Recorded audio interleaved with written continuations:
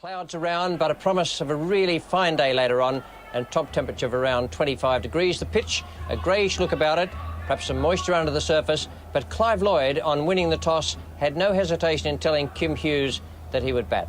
The teams for this match, the Australians, as stated the other day by the selectors, with Dean Jones, 12th man, and the West Indians playing a long batting line-up there with Jeffrey Dujon and Malcolm Marshall and Eldine Baptiste going in at number 7, 8 and 9. A very, very strong batting line-up and, need it be said, a strong bowling line-up as well. A marvellous crowd present at the start. Must have been 35 to 40,000 people, and later on it was to build up to around 60 to 65,000.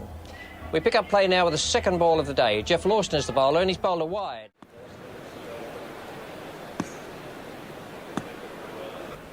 Maguire to Lloyd. Played nicely away on the onside. They'll get two for this. Rodney Hogg moving around there towards square leg. Vivian Richards looking for the third and making it easily.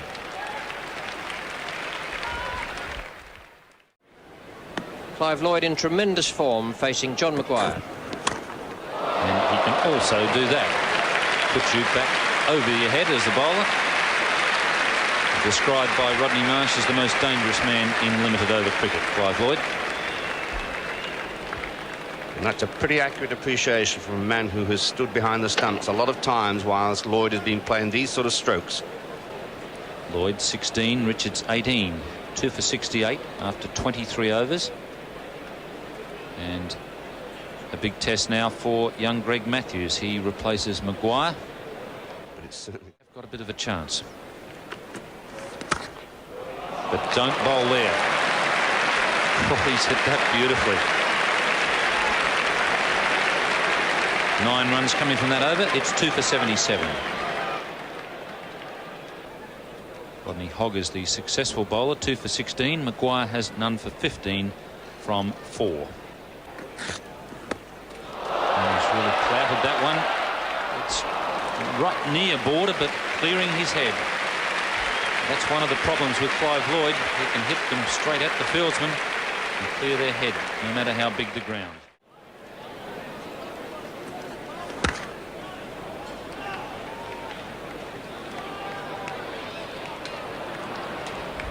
A little bit of added pressure there. Good running between the wickets by Lloyd and Richards. Lawson, who's a great outfielder, fumbled under pressure, looked up at the vital moment, gave away a run.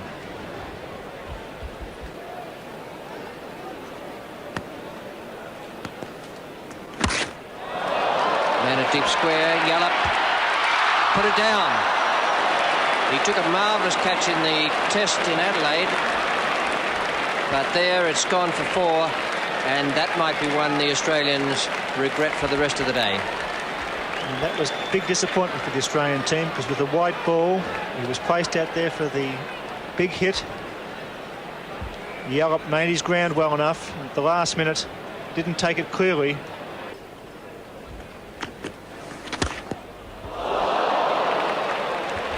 Well, that could have been one of the all-time dismissals then. He smashed it back at Vivian Richards. It went into the air, and Matthews was aware of the situation. If he could have got his hands about that, he would have had a freakish caught and bowl. That's Border. Oh, badly positioned himself there. It hit the fence, so it was definitely catchable. One of the rules of cricket, if you're fielding in the deep, you look at Rodney Marsh, he says it all, you must be on the boundary line. Lloyd smashed that, and Border's taken 2 or 3 seconds to get back, and he didn't get back far enough. The ball hit the top picket, and that certainly was catchable. Match for Australia on this big MCG ground. And Lloyd gets that one right in the middle of the bat, and right into the middle of the gap too.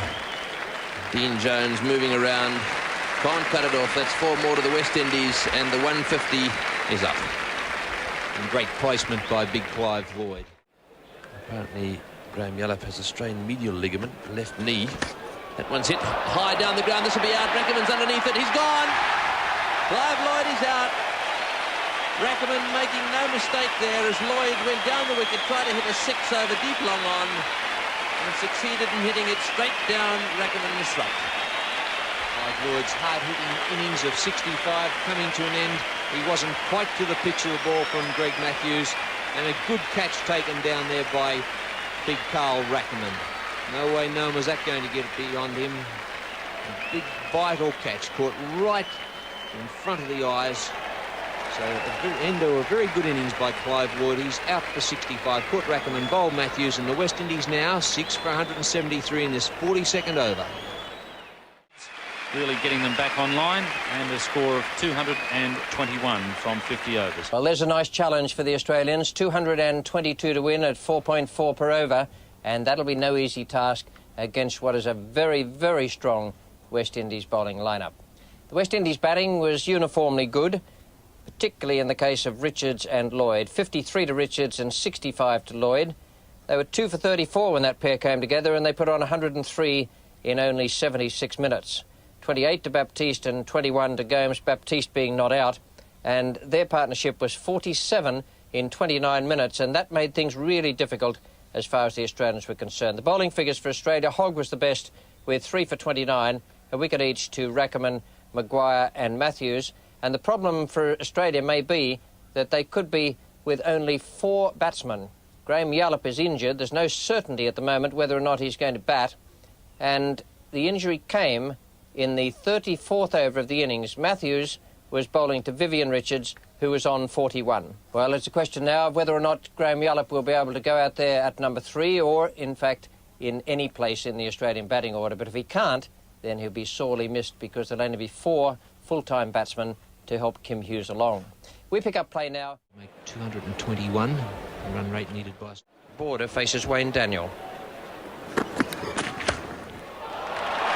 That's 4 to Alan Border. Great shot.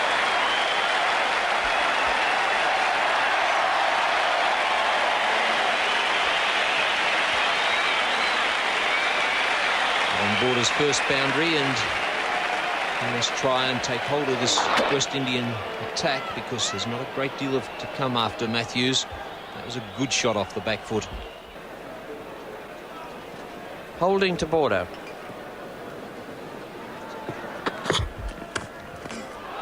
That's a fine shot from Alan Border. He's a very strong cutter. Michael Holding's got away with a couple in that area, but Border's not the sort of player to miss a third attempt on the cut shot. Australia 3 for 44 after 14 overs and in real trouble. It's going to be Wayne Daniels continuing from the members' end. In the commentary position, Frank Tyson. Border on strike, holding the bowler. Driven away through the gap on the offside. Joel Garner's after it. They'll get 3.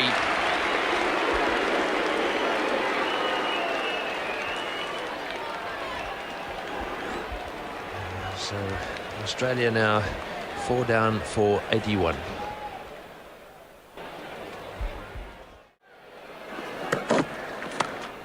It's a good shot from Border. Beautifully timed, well placed. Michael Marshall very quick out there in the deep. And what an arm he's got. That's a good 100 metres, that throw, and putting it right next to the stumps. Marvellous process.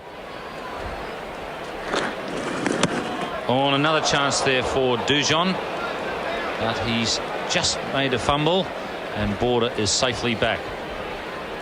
Dujon having an extraordinary day. That's the second stumping chance that he's missed off Richards. He missed Marsh when Marsh was 20.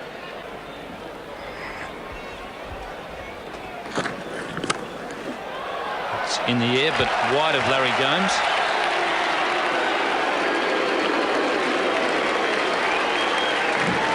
And 50 to Alan Border, a well-deserved 50. He's played particularly well. Certainly has. It's been a very, very gallant performance. And this massive crowd quick to appreciate what Alan Border has tried to do. After 35 overs, West Indies are just 2 runs in advance of Australia. But 4 wickets less to fall. 10 overs remaining, 5.5 runs per over. So a run a ball will win this match for Australia. Border, top scorer of the match. It's in the air, and it's a beautiful shot. Well played. It's placed beautifully, and it races away to the square leg boundary. And the big crowd rise for Alan Border. Magnificent shot under pressure by Alan Border. Particularly off the bowling of Joel Garner. He's very difficult to put away off the back foot. It was clipped away. Wickets in hand. Runs required 43.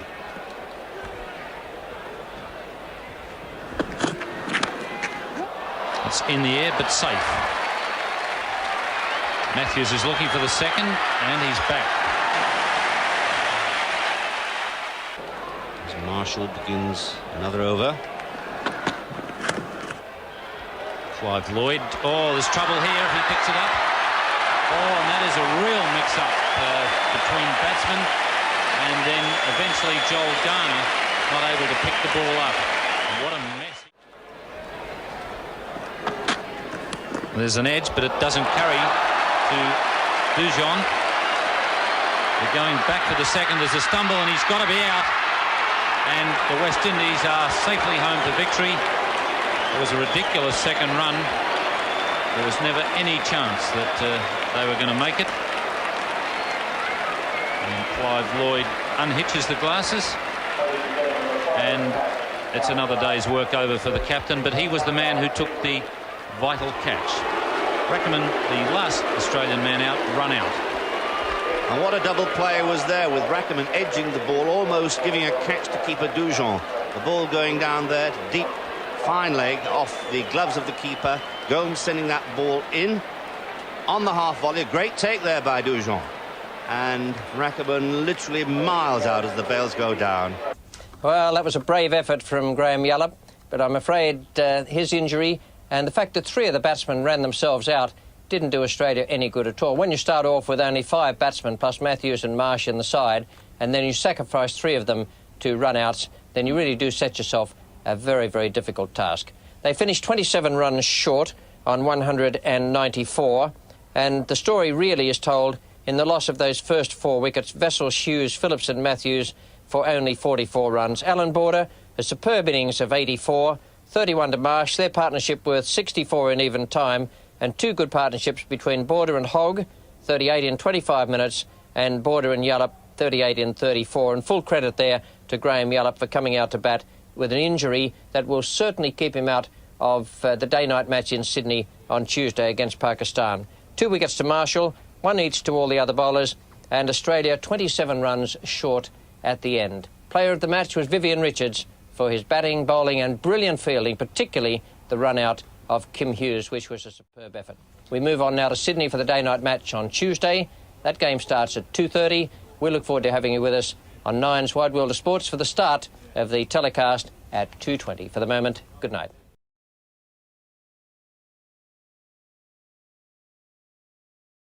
Evening, welcome to the highlights of the 3rd of the Benson Hedges World Series Cup games, the 3rd preliminary match leading up to the best of 3 finals. This game is between Pakistan and West Indies. West Indies already have beaten Australia by 27 runs at the MCG, and then Australia beat Pakistan at the SCG on Tuesday night. Good weather in Melbourne for this match, 28 degrees forecast, not a cloud in the sky. Tony Greig reported that the pitch was in very good shape and hardly any moisture in it at all. Imran Khan won the toss and decided to bat, in contrast with what he did at the SCG on Tuesday evening. The 2 teams, the only change there is that Abdul Qadir comes into the Pakistan side in place of Mohammad Nazir. The West Indies are exactly as they were when they defeated Australia down here at the MCG. The points table, West Indies are on top at the moment with their 2 points from just the 1 game played. Australia have 2 from Tuesday night's match. Richards bowls off spin now to Kazim Omar. That's where the biggest gap is. Kazim hasn't hit it firmly enough to get to the boundary, but he'll pick up 2. That takes them along to 4 for 98 after 28 overs. Baptiste to Kazim Omar. It's a good shot from Kazim. And that brings up the Pakistan 100.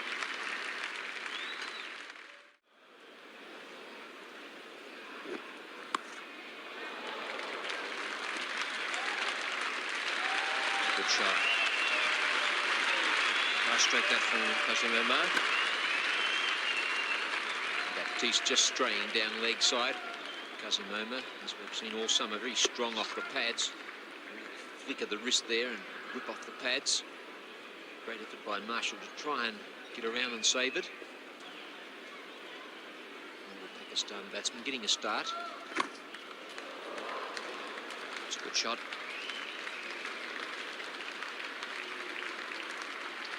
Viv Richards calling again. And not quite wisely, they didn't go this time. There's already been a run out. Javed is looking daggers down the pitch there at Kazim for not going back there for the extra run. But that was a beautiful piece of cricket away down there on the deep fine leg boundary.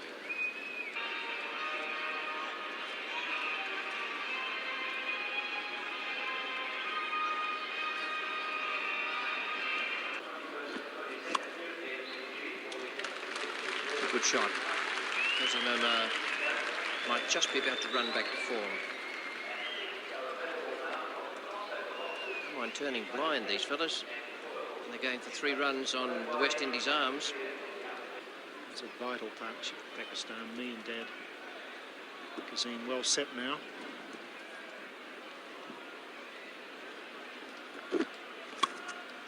It's driven right into the gap again by Kasim. It's running away down towards the boundary. So it'll be cut off down there by Haynes.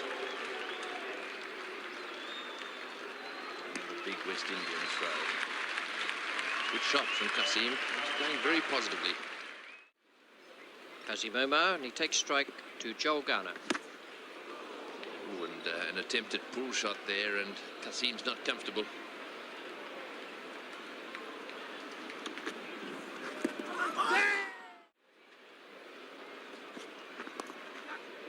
He's dropped him. Yes, he has.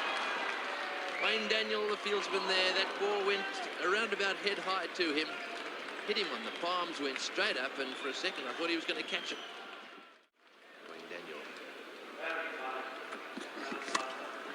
All driven straight down the ground. Beautiful shot.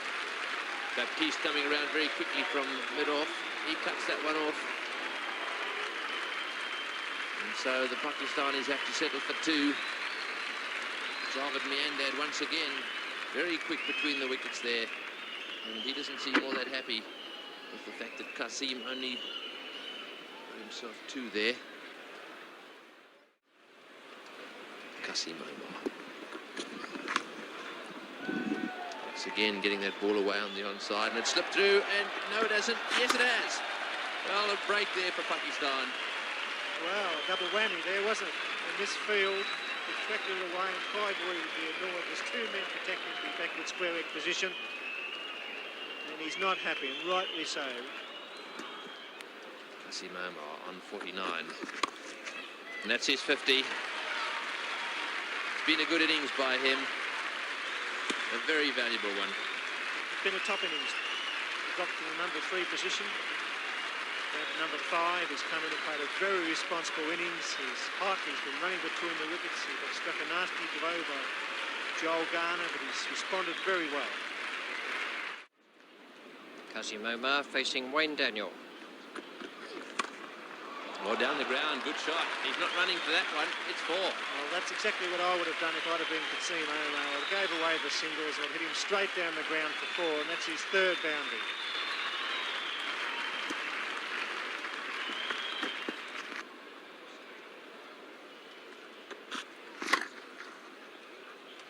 There's no one out behind those 2 infielders.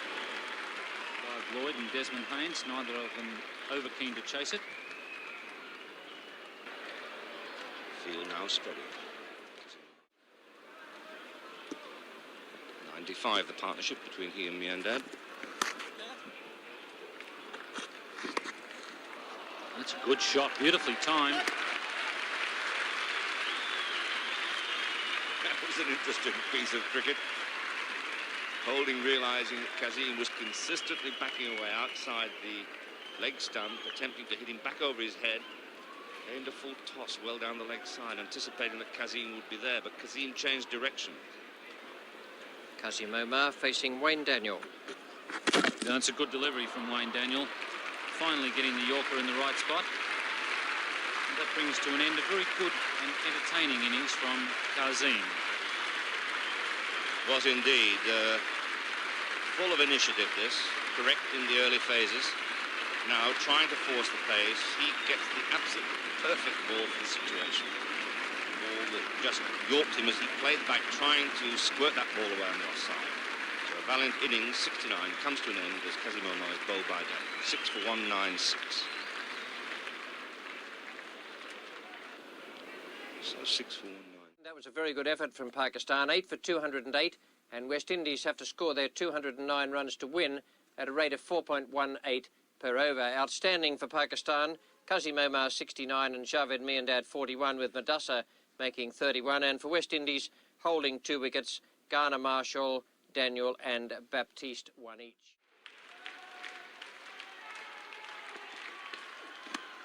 Safe and caught him. Lloyd's gone. And that could be the clincher for Pakistan. Safe hands there. Good piece of fielding. He moved nicely away to his right. Safely held. And Imran Khan is delighted. And good bowling. The Pakistani bowlers have kept their line and length. He whipped that away on the onside. Mansoor at mid-wicket took a straightforward but very vital catch for Pakistan, and Clive Lloyd departs. It's West Indies 5 for 45. In the air, Imran, can he get there? Got it! Good catch. Great catch by Imran Khan, running away. Azeem Hafiz strikes and West Indies are gone. Yes, a superb catch.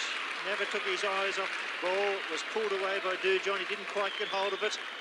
And the whole Pakistani team run to their captain, who took a super catch under pressure. It was up for a long time. He's running back with the ball. Never took his eyes away for one moment. Just in the fingers it falls.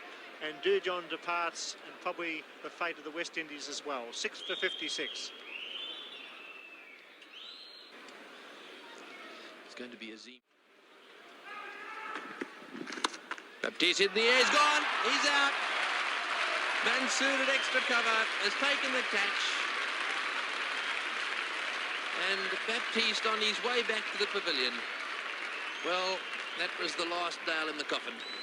And 3 wickets to the left-hander Azeem. Good bowling, just short of a length. Not quite to the pitch of the ball, Baptiste, and a nice simple catch, a smart catch in the covers by Mansoor. And really, what a great day it's been for Pakistan. And who would have thought that West Indies are 7 for 63. Azeem Hafiz to Holding. Oh, what a catch! What a magnificent catch! Well, it's all going for the Pakistanis, and he cannot believe it. Up went the left hand, and the ball stuck in the end of his fingers. Well, when you're hot, and when you're not, you're not. And today, everything going the way of Pakistan. It didn't this morning. They had to battle for their runs. But certainly this afternoon, everything is going their way. What a great follow-through catch by Azeem. He couldn't believe it. He just threw out the left hand and found that it stuck. So Michael Holding, he's out. And the West Indies, 8 for 65.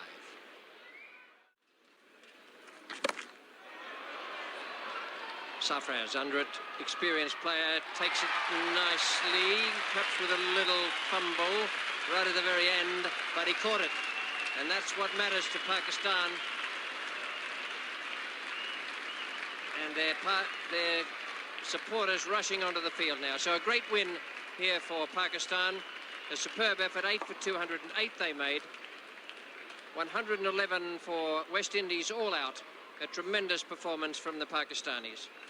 Well, what a performance that was from Pakistan. West Indies will have their confidence a little dented by that, but they'll fight back. They're a great side. But Pakistan, a tremendous performance. That to bowl them out for 111. Top score, Jeffrey Dujon, 30.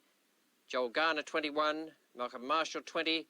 Clive Lloyd, 12. Wayne Daniel, 12. And the rest below double figures. The great Vivian Richards out for 7. And that was the clincher for Pakistan's confidence builder. The bowling figures, Sarfraz again bowled beautifully. 9 overs, 2 for 24 to go with the 4 wickets he took on Tuesday. Rashid Khan, 2 for 10, made a very good comeback to the Pakistan side. Azeem Hafiz, 4 for 22. What a day he had. He also took a couple of catches. And Abdul Qadir bowled extremely well for his 10 overs for 29. Madassa was tight as well, 6 overs for 25. So a fine performance. Benson Hedges Player of the Match Award, and we've got this lovely gold Benson Hedges goblet here, and it gives me great pleasure to give the cheque for $500 to Kasim Omar and the gold goblet for playing so well in your golden game. Oh, that's lovely. I know the cricket is a golden game, and I've got a gold cup today. But it all depends on how much is it worth. Well, I don't know. Well, I'm sure it's very valuable. I'm sure you'll remember it. Yes, How did you handle being dropped down the batting order today? Well, I think, before this game, I was really out of touch and I wasn't feeling very good. But I think, whatever captain did to, promote me, to drop me down on the batting order was absolutely very good. Turned out good for the team and for me. And I'm very happy, that on this performance, Pakistan has won. Right now, you say you weren't feeling too well. Is that because your social life, not getting too much sleep, or what? Oh, no, you see, I believe in going bed too early, but no, nothing affected me. It was just I was a little bit out of touch. Congratulations today, and we look forward to seeing you win a few more of those golden Benson Hedges goblets. Thank you very much. That's all from down here.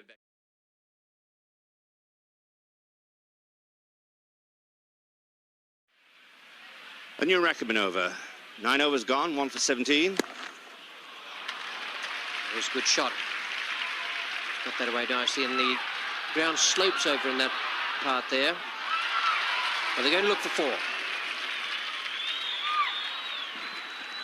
Good cricket.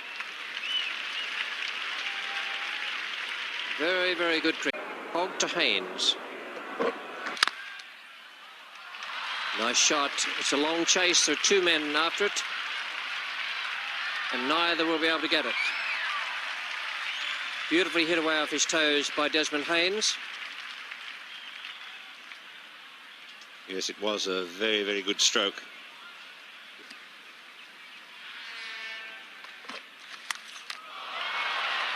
It's in the air, and it's beaten Lawson. Good shot. Now that's a dangerous over for Australia. They're bowling very tightly, and the West Indies have got away. 2 for 44. 2 for 44. And that's it in the air, but straight down the ground. The ball running away down towards the deep mid-on boundary. Vessels is after it, and just pulling it back short of the boundary. 3 runs there to Haynes.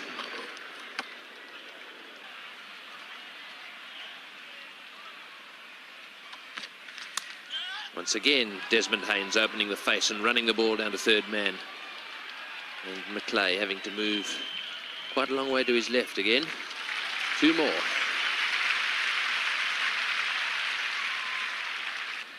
Looking solid, looking confident.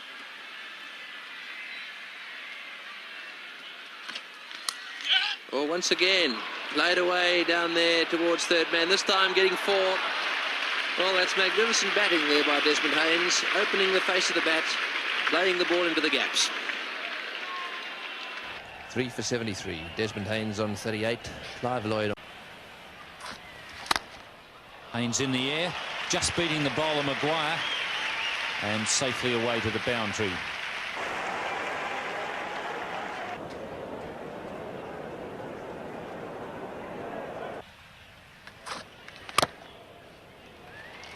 There's 52, Desmond Haynes. Very good knock from Haynes. A vital one for the West Indies. Once again, he looks to the sky and says, "Thank you, Lord, for your little bit of assistance." To the attack from the members' end. Glorious shot.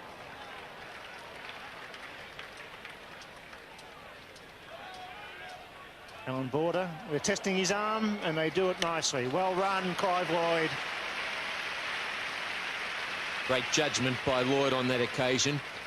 Alan Border had the ball in his hand when Clive Lloyd was just turning for the third. He had a quick glance out, saw that it was a long return, and he took on Alan Border, and he made it into quite an easy 3. You seen Chuck. As Richie. He's gone after this one. It's a big slog over square leg, and that's 4. Strange tactics, that from Desmond Haynes. Yes, a little difficult to work out, particularly suffering the loss of Clive Lloyd in the previous. For 182. Backs away, smashes it down towards square leg. Rackerman's going to try and get there. He can't. That's 4.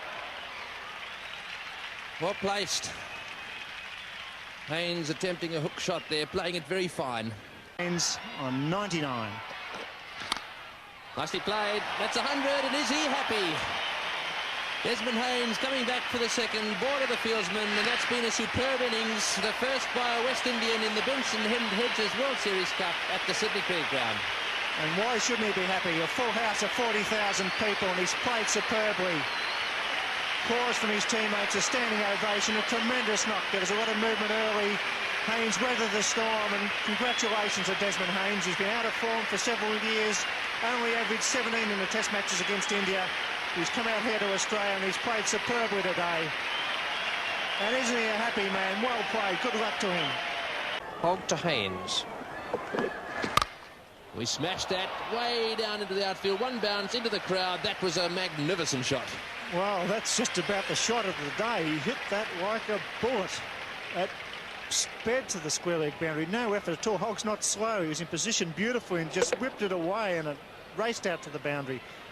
Fieldsman didn't have one chance of picking it up. It crashed into the fence. This is the 49th over, and the clock on the scoreboard showing 5:59 on 108.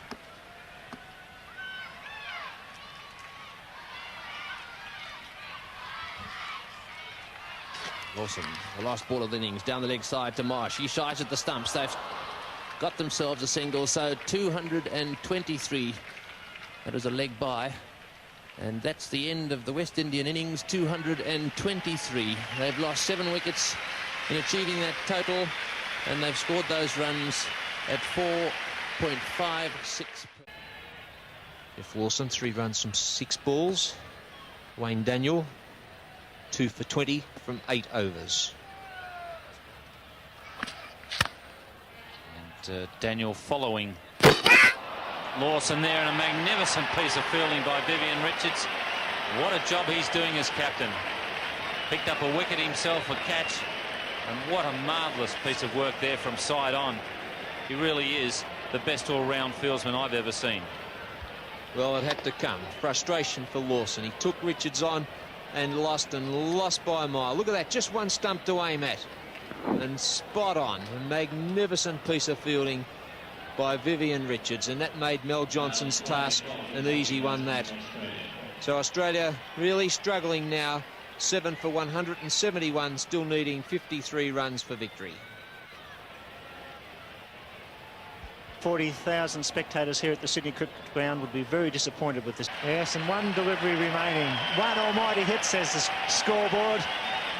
Have to be into a train, they'll have to run at 39. Get into the good yard. It's the only hope they got as Holding comes in. Struck out to Richards at cover, and a very easy and comfortable victory for the West Indian team. They out-batted, outfielded and out-bowled the Australians here.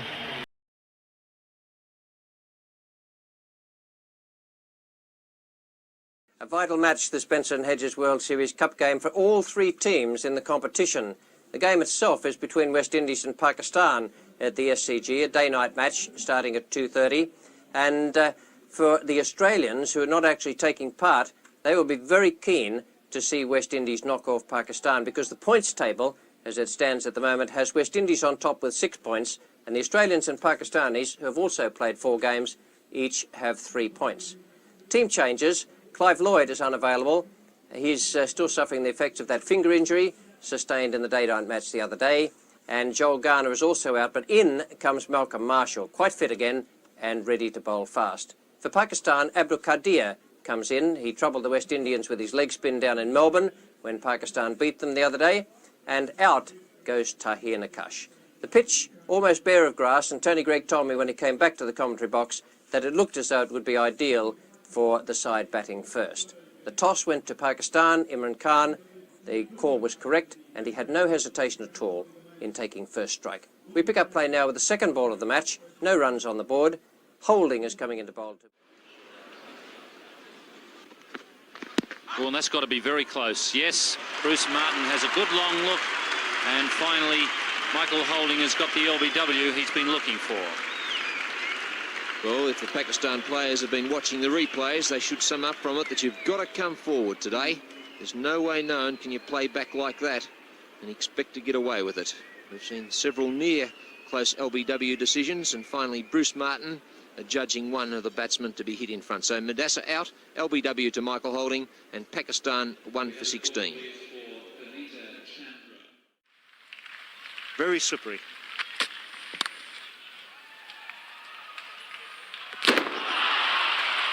That was unbelievable stuff from Vivian Richards. A big appeal there from the West Indians. But what a magnificent example of picking the ball up, shying down the non-strikers in and hitting the stumps. Must be one of the greatest pieces of fielding one's ever seen. Just turned blind. Jarvid struggling, and also very close. It could have been 3 in a row for Jarvid. Umpire Martin also getting back into position. Caught by surprise by Vivian Richards. A magnificent piece of work. Well, there's An appeal there from Michael Holding, and Imran is on his way. A full toss. And quite a strong appeal there from Michael Holding, a very confident appeal, and Bruce Martin agreed with him. Imran's not too happy, however. He seemed to think that ball was going down the leg side. And wicketkeeper Geoffrey Dujon was moving down the leg side too. That ball, full toss, hitting the pad in line between stump and stump, but the flight suggesting perhaps it might have been going about leg stump. Imran out for 17. For Pakistan, he's made 43. He's had to earn them all. And that's cleaned up the stumps as Rashid attempts to loft away over the onside field. Once again, the accuracy of the West Indies bowlers very obvious. Well, Michael Holding must like Rashid. That's the second occasion in 2 games that he's picked up Rashid's wicket very cheaply. That straight ball on the off stump. Rashid attempting to swing it away, losing his off stump, and Pakistan losing its 6th wicket with 100. He's looking busy, looking urgent. No more. It's gone now. Might have been a bit unlucky there. Inside edge, I suspect, onto his foot or pad, and then back onto the stumps. 7 down. Once again, the attempted Yorker, trying to hit it square of the wicket, got the edge onto the stumps, and Holding striking again, as he often does for the West Indian side, at 7 for 157.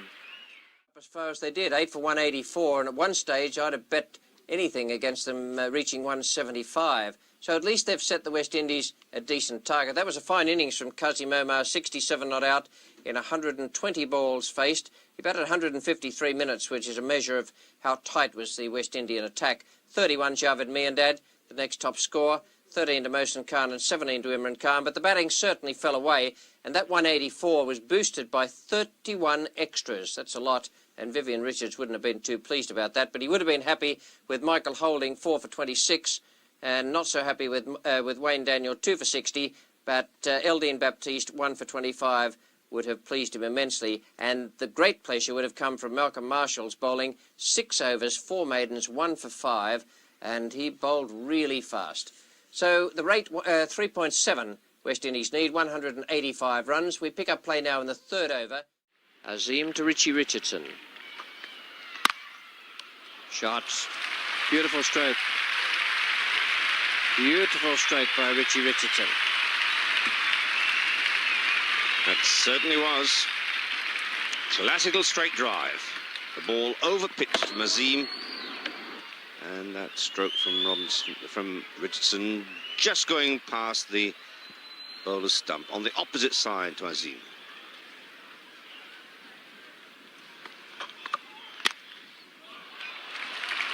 Pick up a couple there at least. Haynes is going to look for 3.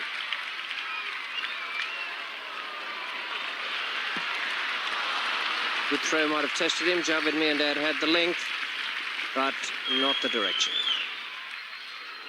And then there's Azim to Richie Richardson. Fine shot. Mosen's in the deep. 2 runs, the end of the over. It's 1 for 60.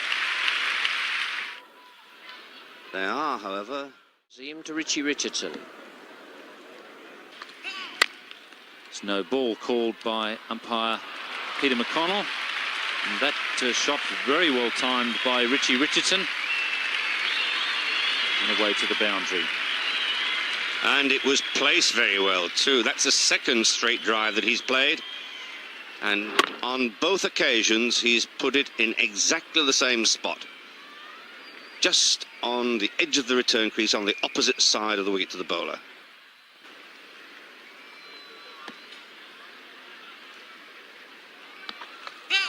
No ball. Once again, an example of his great straight driving.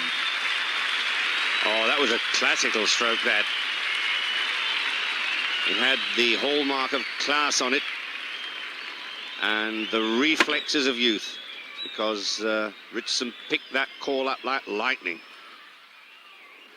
89 more runs required for victory for West Indies. And I must say that Richie Richardson is starting to play very well. That's a fine bit of placement, picking the gap beautifully.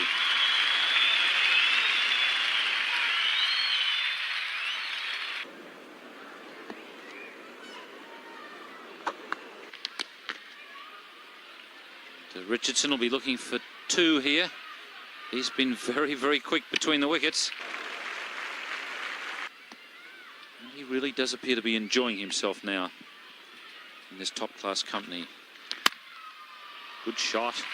Placed it beautifully. He really is playing very well. His driving has been excellent.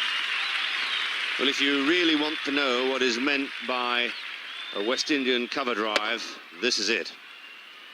An Everton Weekes type of shot, with the front knee bent, the batsman very close to the ground at the moment of contact, the head and eyes right behind the ball, the weight going into the stroke. Haynes faces Abdul Qadir. Haynes slices it up into the air, and Madassa gets back to take the catch. So success there for Qadir at last, as Desmond Haynes top edges that attempted sweep shot. Haynes a little bit out of touch after having been kept from the strike for so long, going for the sweep, hitting against the spin, the ball bouncing top edge. Madassa taking a not too difficult catch. Although it might have gone into the lights and perhaps he might have been blinded a little bit. 2 for 109. He's got the opportunity now to bowl it. Bowling down to Richardson.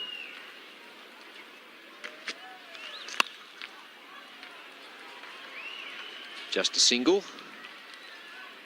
And the West Indies very content to just play it low key against Qadir. Just working for singles. Not prepared to take too many risks against him.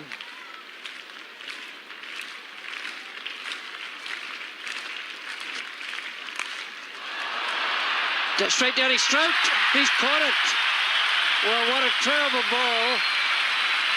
And a shot where Richards must have licked his lips and thrashed at it and hit it straight down the throat of the man at deep fine leg, Rashid Khan. Would you believe it? And the pressure was on Qadir. And when he let that delivery go out the fingers, it stuck there. It was a shocking delivery. One going down leg side, and Richards pinned the ears back and hit it straight to Rashid, and a good catch taken just overhead. And what a magnificent breakthrough for Pakistan. Richards out for 2, caught Rashid, bowled Qadir, and the West Indies 3 for 120, still needing 65 for a win.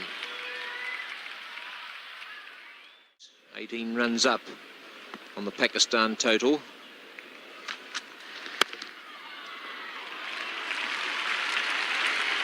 And 50 runs to Richie Richardson. A well-earned 50 runs. Hasn't been easy out there tonight. The youngster brought in to bat at number 3 position up at the Gabba. Brings up his 50 in 91 minutes. Off 82 deliveries with 6 bound. Who's operating from Sarfraz's end. Could be run out here. Yes. Dujon's not going to be too pleased about that. He got 3 parts of the way down and then 3 parts of the way back. Richardson was looking to see what was happening behind him with the wicketkeeper. And it was a clever piece of work in the end from the wicketkeeper and fielder. And one couldn't blame Richie Richardson for not going through with that, because he's on the back foot, continuing to play his shot. And a good work by Wasim Bari, and Sarfraz just taking the bails off in the nick of time. Jeffrey Dujon striding for the crease. Umpire Peter McConnell giving him out. So this game alive once again. West Indies 4 for 138. It's taken strike now to Kadir. Oh, and beautifully bowled and well stumped by Wasim Bari. Richie Richardson goes, and now West Indies are in trouble. The last ball of Abdul Qadir's spell. He can't bowl anymore, but he's done the damage out there now. And what a way, Richie, to finish off his 10th over with a wicket. Beautifully taken by Wasim Bari. It came in between bat and pad, a little more flight, and he beat Richardson all ends up. And Kadir finishing his 10-over spell, 1 maiden, 3 for 27. And West Indies now 5 for 141. Still need 44 for victory. The great last wicket partnership that was between Gus Logie and Malcolm Marshall. They came together when things were very, very tight for the West Indies, and a fine effort from that pair. The scorecard for the West Indies with that partnership at the end, 44, unbroken in only 30 minutes. Logie 28 and Marshall 16, and those 16 came from only 19 balls faced. But the innings of the evening came from Richie Richardson, 53 from 93 balls faced. Desmond Haynes 37, and the bowling figures, Abdul Qadir, if only he could have bowled more than 10 overs, then Pakistan would have been in with a chance. 10 overs, 1 maiden, 3 for 27. I thought he was superb out there this evening. Azim Hafiz was expensive with 1 for 53, and Sarfraz, for some reason, wasn't used for his full 10 overs. So the points table in the Benson Hedges World Series Cup now, West Indies have raced away to 8 points. Pakistan and Australia are still on 3 points each, but Australia have a game in hand of Pakistan. Tony Greig is down there now with the 2 captains and with the player of the match.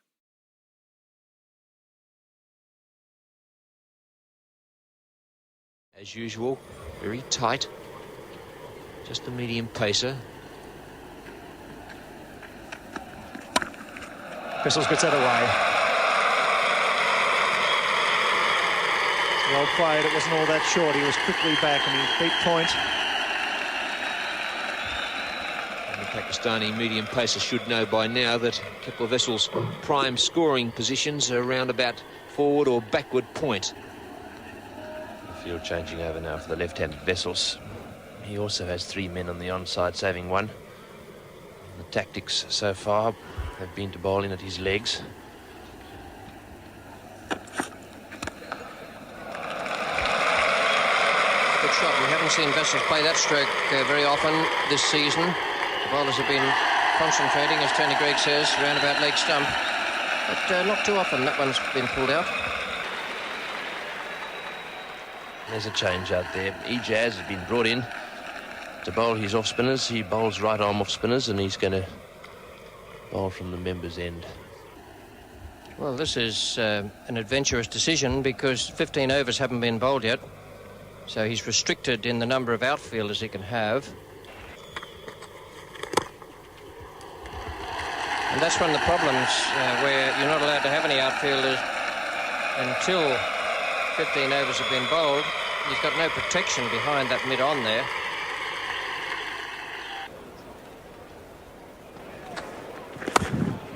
Another good shot from Kepler Vessels, this time through the offside field.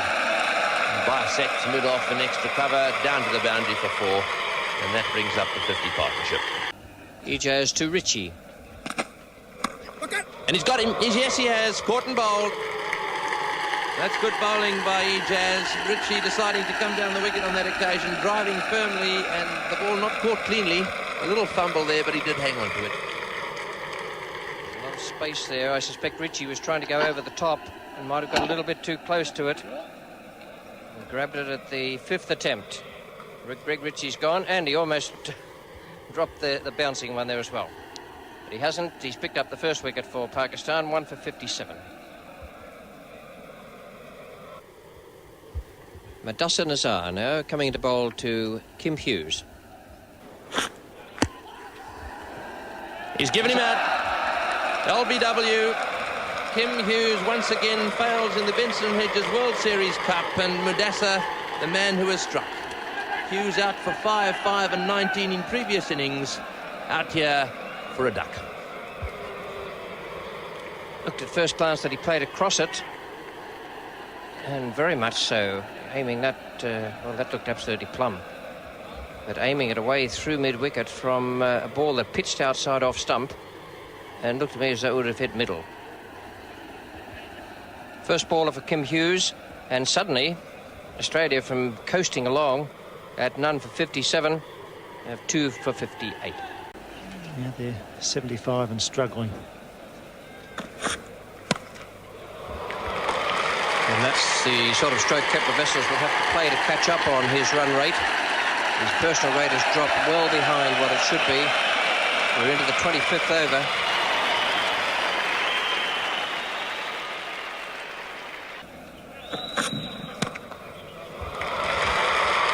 Shot. And the ball races away over those practice pitches there.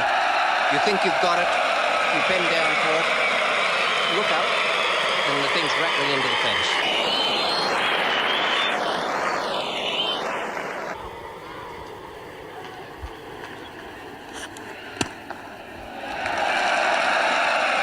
That's a good save. That was almost through Kasim Omar.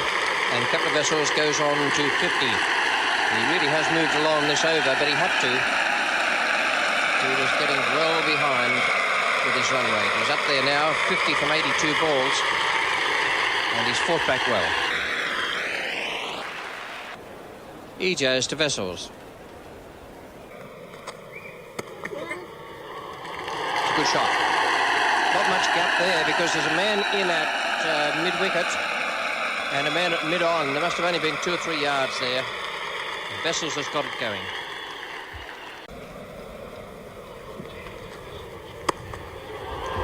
Safe, way over mid-off, and that's what must be done. You've got to take the risk. The partnership worth 50, cleared Imran that shot. It was lofted, but it was well controlled by Kepler Wessels. Bold.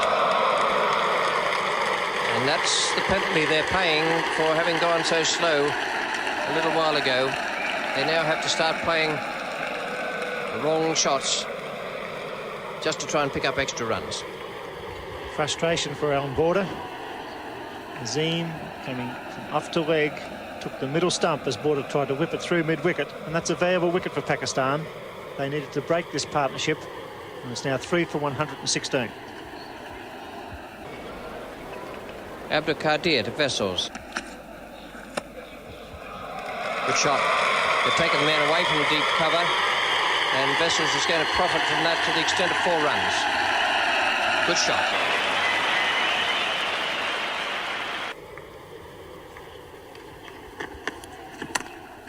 Well played.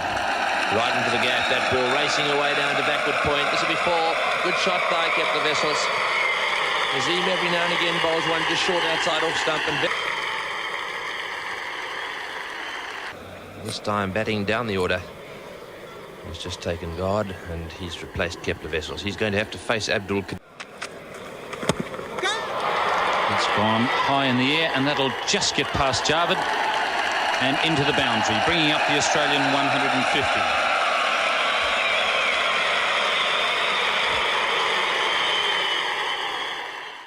Roll, and Hogg does a backward walk to the pavilion, accompanied by Daddles. Out first ball. Pulling off a slightly shorter run today. And he's out. Well taken there at mid-wicket by Kepler Wessels. Madassa attempting to force away on the onside. And as happens so often here at the MCG, batsman caught in front of the wicket. A wrister shot, not a bad shot, except it was in the air. Madassa looking for runs, and Wessels placed to perfection in that short mid-wicket position. That ball went straight to him and made no mistake, A yard to either side, it had no hope. 1 for 33, Madrasa out. Hogg to Javed Miandad.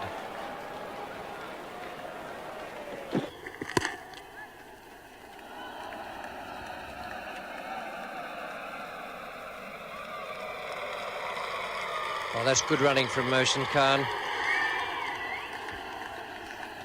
little bit slow down on the boundary.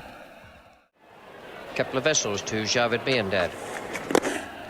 Vessels is clearly going to attack the leg stump, and that's a bad bit of fielding there by Lawson, who seemed to go over the top of that one, and as a result the ball rolling away over this fast outfield down to the boundary for 4. Hughes is going to try and get through some more overs of the Miandad.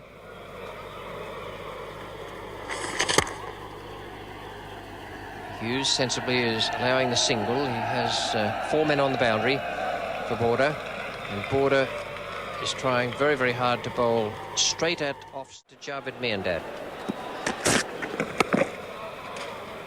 Looking for 2. Smith the fieldsman. Well run, Javed Miandad, and well fielded, Steve Smith. Fine piece of cricket.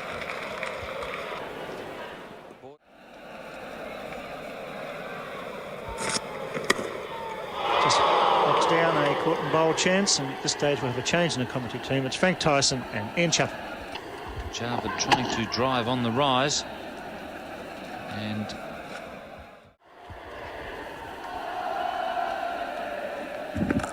Javed down the wicket to Rodney Hogg. What a tremendous shot that was. Beautifully timed and hit very straight. So Javed Miandad picks up his second boundary. Beautiful footwork that, dancing down the wicket to a quicker bowler.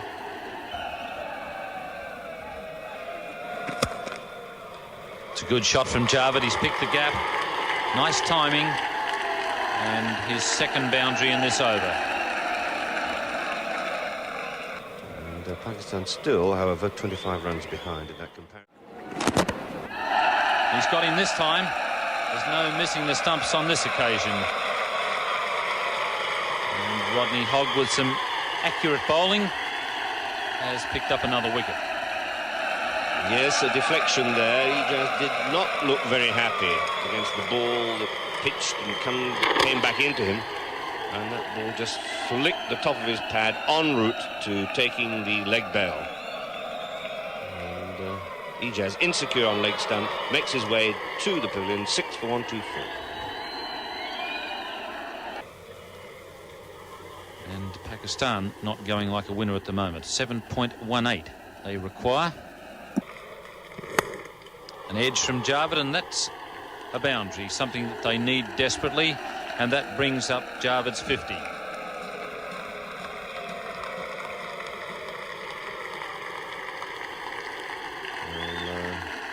it's not been the best 50 I've ever seen from Javed Miandad, but it's been an invaluable one for his side.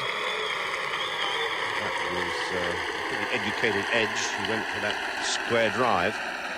At least he did present the full face of the bat towards the ball, who just clipped the edge and sped away wide of Marsh for 4. Javed will probably take the single here, I think, and retain the strike. No, Qadir going back. So Pakistan got 9 off that over. They go to 6 for 140. Win this one, and suddenly Pakistan are making a big fight of it. Bowled him. Well, Javed's been trying to persuade Qadir not to do anything stupid. On that occasion, he backed away. Javed shakes his head, and Qadir is comprehensively bowled. And Javed couldn't even bring himself to give Abdul Qadir a burst there. He just shook his head and said, well, what the hell's the use of talking to someone who will pay absolutely no attention. 7 for 161.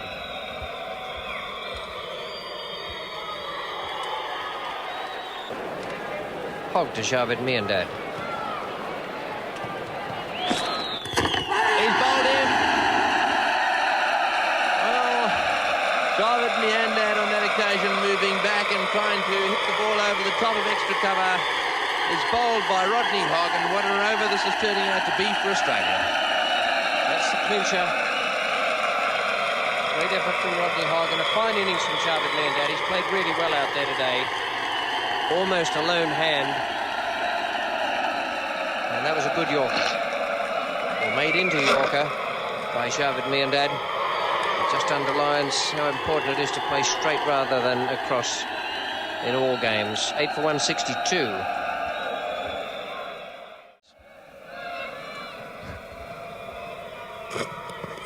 And he's knocked him over, Jeffrey Wilson, and Pakistan all out for 166. A fine performance by the Australians here today.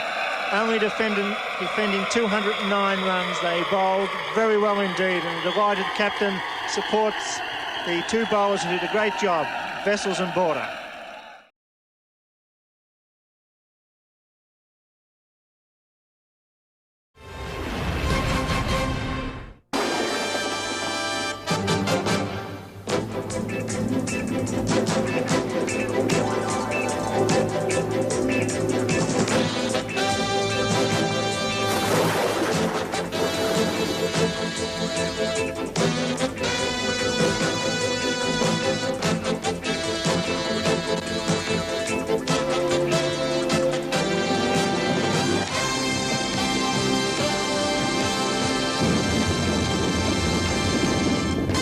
The West Indies against Australia in the Benson Hedges World Series Cup. This is the clash everyone's been waiting for. The West Indies on top of the points table at the moment with 8 and a very, very strong team. The changes they've made in their side for today, in comes Clive Lloyd, the skipper, recovered from the finger injury, and in comes Larry Gomes, who's going to bat at number 3, so Clive Lloyd says, and he'll also be used as an off-spinner because they expect this pitch to take a little turn and keep a little low later on. Out goes Winston Davis, and Richie Richardson, who was man of the match in Sydney the other evening, he's out also because of a hamstring injury. For the Australians, tragic news there. Rodney Marsh is out, and Wayne Phillips will have to keep wicket and bat at number 7. Marsh is injured, the index finger. The toss, well, Kim Hughes must desperately have hoped to win the toss so he could bat first today, but it wasn't to be. To Richards. Richards dominates the bowler. Giving himself a bit of room, crashing that one away over mid-off. Once again, Richards giving himself some room, and his timing's pretty good as well as his placement. 2 boundaries coming in that over. The West Indies 2 for 79 after 23 overs. It's nicely placed by Richards. It's beaten the man close in, and it's beaten the man in the outfield as well. That beautiful piece of placement there. Get that away through what must have been, from Richards' view, a very, very narrow gap. Gabriel out for 8 and Gomes for 7. Alan Border to continue from the southern end. Richards has strike, and he's looking around the field, looking for the gaps. There's one of them, man at deep mid-wicket. Can't cut off the 2. David Hooks is out there.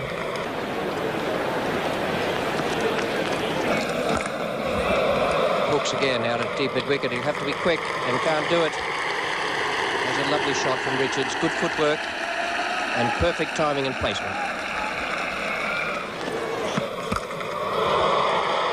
David Hooks, and he can't make it.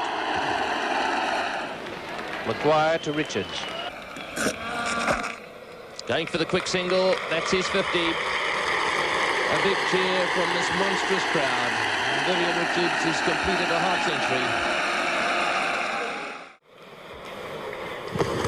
Oh, and that's smashed away down towards square leg. 3 bounces into the fence for 4. Oh, he's hit that over the top of extra cover, down onto that very quick area by the nets, and a dive there to try and cut it off. But 4 runs, and that brings up the 150. Hughes looks a little bemused and perplexed. How do you stop this man, he's saying.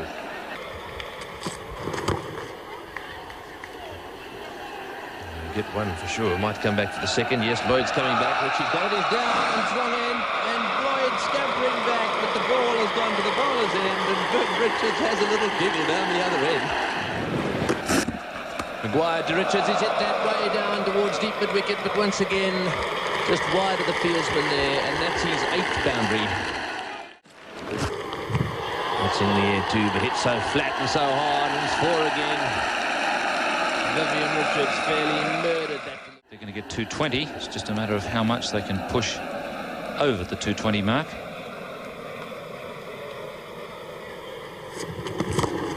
That's a fine shot from Richards. Magnificent placement and almost a great save from Kepler Wessels. That was hit with enormous power.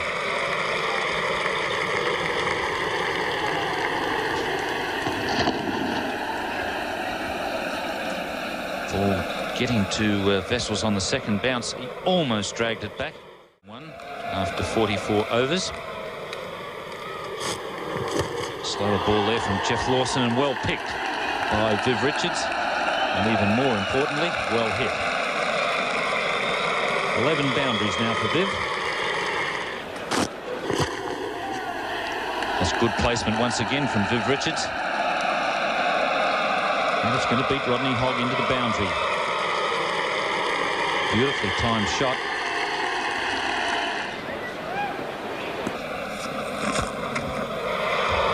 Safely away and timed well enough to give Rackerman trouble. Good stop. Richards will take 3. Yes, it's been a powerhouse display and the crowd have enjoyed it.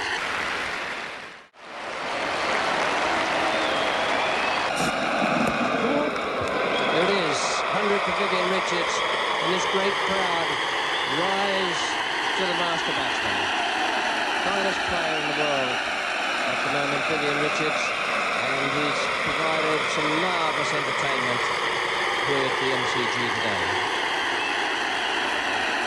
A perfect limited over one-day innings. Plenty of singles, plenty of boundaries. Only 93 balls in 110 minutes. Oh, that's a beauty! What a hit! What a ripper! That sits in the best of the Melbourne cricket ground, and Viv Richards waves for the crowd. Picked up Carl Ratman, brought back to the final overs, and he whacked it over one on with tremendous timing and power. He's just knocking the handle back of his bat. Where it was needed there, that was a magnificent stroke. Away it goes, away and away and away, and he caught it. Nice one.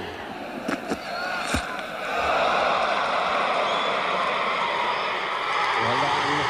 Good catch. Steve Smith, who put one down yesterday, made no mistake there, and Viv Richards has gone. But what a great innings. He's done all the right things for his side. A sacrifice wicket there, which Rackerman takes after being bowled for 6 the previous ball. With the review, it was up there, and Richards went after it, but he gave the mid-off, and Steve Smith stood his ground, took a straightforward outfield catch under. What a pressure, though. And the great Vivian Richards gets a standing ovation here at the Melbourne Cricket Ground. A great moment was all with it. 9 network watching at home, we're at the ground. Superb innings. One of the great sights to sit here and look at people on their feet cheering Richards as he comes off the ground. Beautiful innings from the great man. And a marvellous spectacle to see all the people on their feet. 5 for 230. Performance that was from the West Indian batsmen. They accelerated just at the right time, and that was a great effort from Vivian Richards. I sat here enthralled watching that. The Australian players wouldn't have been so keen, but I can guarantee you the spectators were, and so too the television viewers. The West Indian card, 106 for Richards from only 95 balls faced. Haynes 64, a good innings that, and 27 to Clive Lloyd and 21 to Dujon. The Australian bowling, I thought Lawson was magnificent today. He had a bit of a back problem. He still bowled 10 overs, 2 maidens, 1 for 28. Rackerman 2 for 43. Hogg 1 for 56. Wessels 1 for 32. Bowled pretty well today again. Border expensive with 35 from 5 and Maguire 51 from 8, even though he took a wicket. Well, the Australians need to score at over 5 runs per over all the way through their 50 overs, and that meant they certainly wanted a very brisk start. It was no good just concentrating on being there for the first 20 overs and then having a dash at it, because the task could be too great. 2 for 66 from 22, 36 to... Holding to Hughes. That's That's a fine shot from Kim Hughes, giving himself a bit of room. And a much-needed boundary. That's the first boundary for 10 overs for Australia.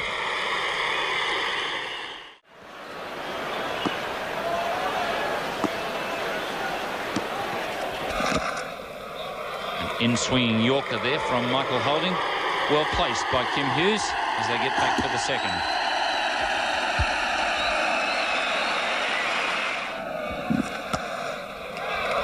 Safely lofted away. Oh, and a bad piece of fielding at mid-on has allowed a boundary through there for Kim Hughes. And Viv Richards is not impressed at all. That's a fine shot from Kim Hughes. Ball is only right at the stumps. He's managed to square drive it away to the boundary.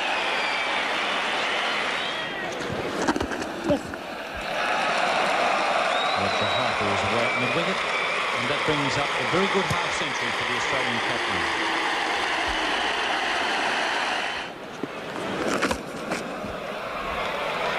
Beaten full.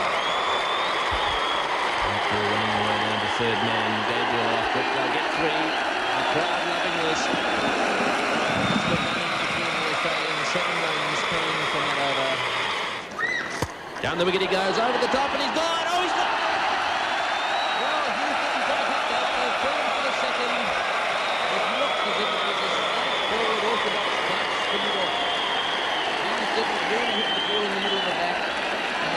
Holding struggled to make a catch. And that's flicked away into the gap down there. That's a good shot. They'll get 2. Coming in very quickly there. He's a good fieldsman. Australia need 2 boundaries very quickly. He's bowled him. Clean bowled. Wayne Daniel producing the Yorker again, and really it was only a question of time. Kim Hughes backing away a long way there. That ball right up in the block hole, and Kim Hughes out for a very, very well played 71. Good innings, Captain Hughes has been out of form in these matches. Trying to get it away on the offside where there's a scarcity of fielders, and Wayne Daniel claims the wicket 5 for 186. On behalf of Nine Wide World of Sports, good night.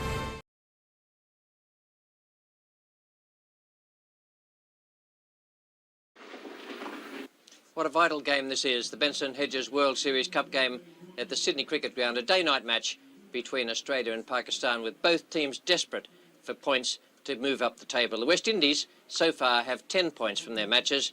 They've gone through beautifully to that stage. Australia have 5 and Pakistan 3. So both teams today really G'd up and keen to pick up the vital 2 points from this afternoon and this evening's entertainment.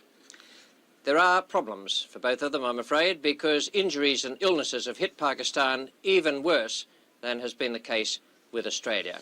First of all, Azim is out with strained side muscles, and Tahir Nakash comes in, but he hasn't played much recently. Then Sarfraz is out, their most dependable medium pacer.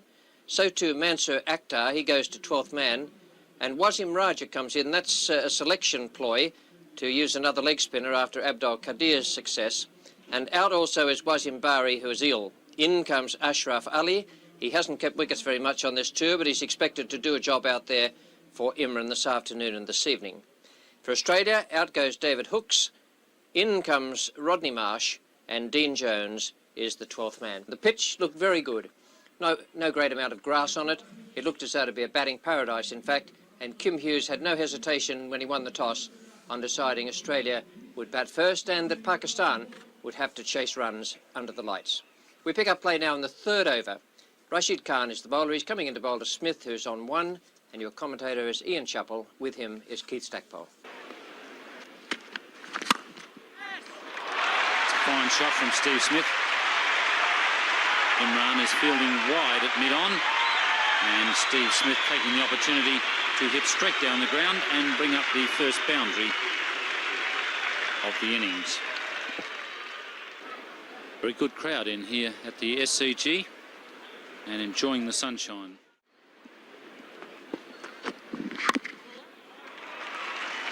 Smith is very quick between wickets. And he's back for the second. It's well run.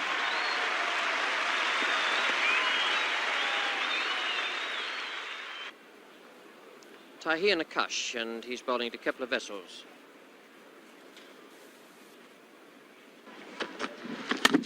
It's in the air and straight to Kazim, who has taken the catch both at the first and second grab.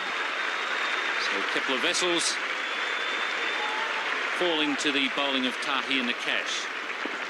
Tahir, who hasn't started the day off very well, but who strikes the first blow for Pakistan with a short pitch delivery, one that wasn't quite up there.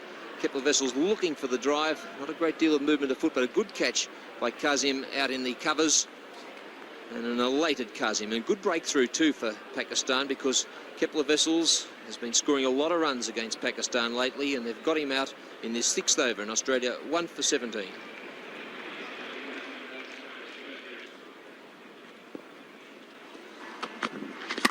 Fine shot. In mid-off. 4 runs. Glorious cover drive.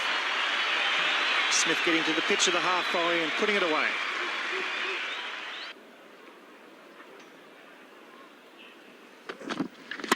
Well bowled, a fine shot. This time it's straighter. Smith in fine touch.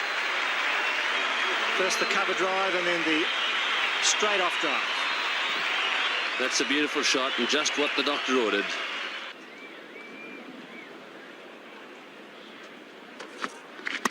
Pulls it, that's 4 more. Beautifully played while the fieldsmen are up during the first 15 overs. 13 off the overs after 8 overs Australia, 1 for 36.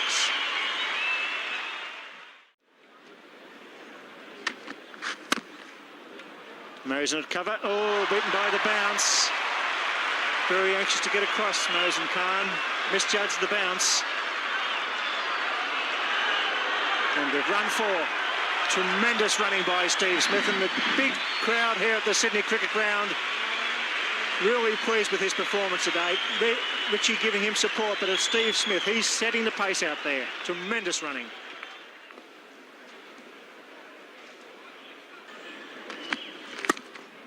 Beats him again. The outfield's lightning fast. 3 more to Smith, so the Australians away to a great start. Intelligent batting, straight play, nothing silly. Just firm shots and placement and a bit of desperation. Mosen under tremendous pressure at cover. Out. Shot off the back foot. That's a magnificent shot. Steve Smith was back, waiting on that one. It was just short of a length. And that was a batsman with runs behind his belt today. It's going to be Kadir again. Richie's the man on strike.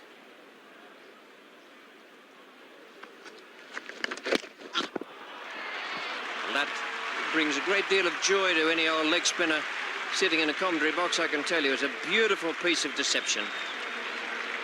Abdul Qadir. He's pitched it round about Midland leg and drawn Greg Ritchie down with beautiful flight.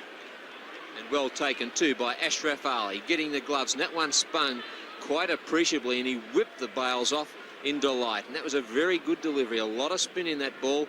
Ritchie once again out in the 30s for 31, Australia 2 for 85.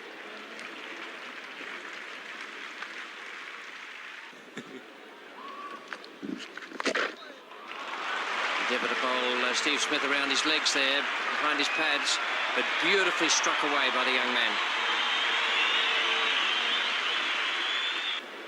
Kim Hughes, who's on strike to Kadir.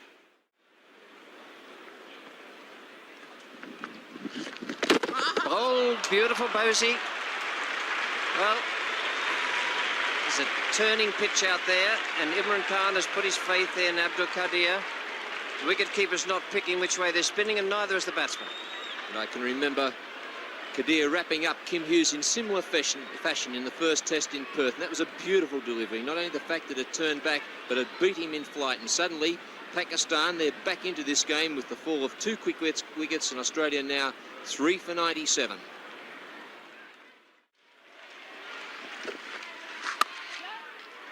There's the 50 for Steve Smith. It's been a very good innings from the youngster, enjoying coming in at the top of the order. Fine innings, started off with a rush, was consolidated with the fall of 2 quick wickets in a very fine innings. The crowd enjoyed all the shots, 7 boundaries, both sides of the wicket, and we faced 67 deliveries in 97 minutes.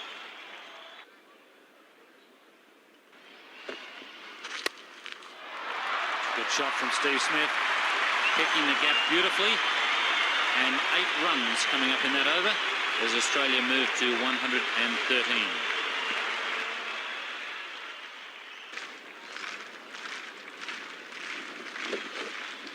Oh, and he's got him again. Border out in that fashion against the West Indies, attempting to pull the shortest delivery. On this occasion, it's Madusa who has picked up the vital wicket. Cricket is a form game, and Alan Border suddenly is out of form. Bowled 3 times in succession, this time trying to hit across the line. Deflection off the pad, and back goes middle stump, and a vital breakthrough by Madusa. A very important wicket, and it's 4 for 122. 8 boundaries, only 82 deliveries. He hasn't got a strike of late. He likes to sweep, and that's the second time that he's swept very fine. And he picks up his 9th boundary. Safe, professional shot that. Got the pad across, protected the stumps, swept it fine with the man squarest position, 4 all the way. Beautifully played sweep shot, helping the ball on its way.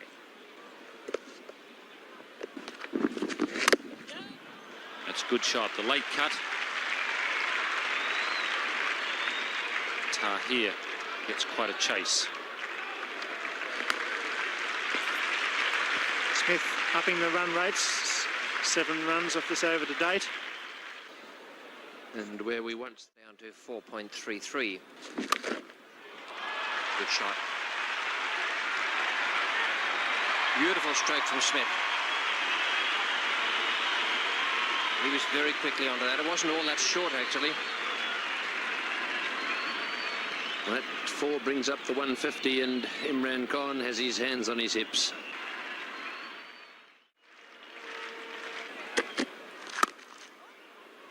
It's well fielded, and that could be trouble. Yes, Wayne Phillips on his way there. Some good fielding from Kazim. Wayne Phillips backing up very quickly. And Kazim now with a catch and a run out. And Wayne Phillips not even really to bother to watch the decision. A good piece of fielding by Kazim, summing up the situation, underarming it, and Wayne Phillips out by several metres. He didn't even really look across to umpire Dick French, but at the end of a very good partnership between Phillips and Steve Smith. And Phillips out for 25, and Australia now 5 for 186. Steve Smith just a boundary away from a century, and a very good century it would be too. Rodney Marsh is on 1. Wasim Raja bowling now, and Steve Smith's taking strike. And that's a fine shot from Steve Smith to bring up his 100. Beautifully timed and placed away through the gap. And that's his 2nd international limited over century. Got one against New Zealand in the 2nd final last year at the MCG, and now one here at his home ground.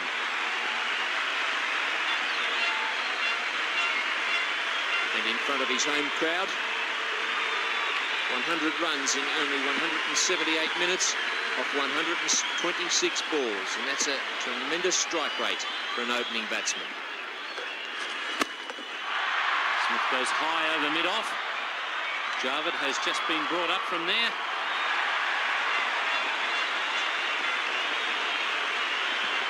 And that brings up his 12th boundary.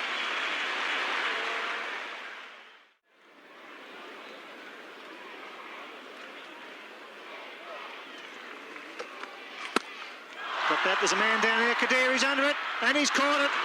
Well judged, that went like a bullet. Nabil Kadir having a fine day, 2 wickets and picking up a very well judged catch, and Steve Smith leaves to a standing ovation from the big crowd here at the Sydney Cricket Ground. Well, that was the first and only ball that hit that bat that he just changed. It seemed to hit right in the middle of the bat too, and go way down there to deep it on. A good catch because it was hit firmly, hit flat as well. And a magnificent innings from Steve Smith. Not only has he played beautifully, he's run magnificently between the wickets. And as far as I can see it, he's just what the doctor ordered in terms of opening the batting for Australia in these one-day games. Good catch by Kadir. Standing ovation as Steve Smith disappears off the ground. Australia 6 for 216.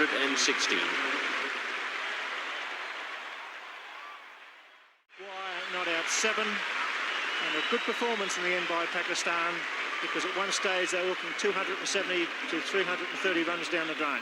Well, I thought that was one of Australia's best performances for a long, long time. The batting started at the top. Steve Smith with his 106, a tremendous effort that, and he ran between the wickets so well, and that seemed to key everyone up, and the whole thing went perfectly for Kim Hughes and his men. 244 for 8, 106 to Steve Smith in 129 balls faced.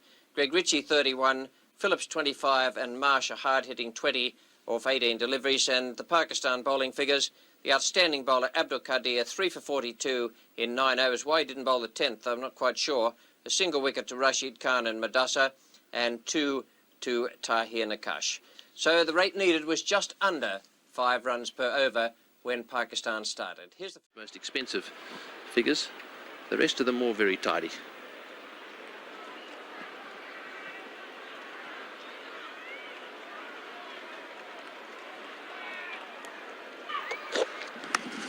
Oh, he's done it again. A superb catch by Rodney Marsh, again away to that right-hand side. That was a lovely catch. Well, you could say what you like, but there are light years between that man and every other wicket-keeper in first-class cricket in Australia. Big deflection there, and Rodney Marsh taking that with 2 hands, moving way to his right. And have a look at the look on Rodney Hogg's face. Qasim Omar, accompanied by Daddles our duck.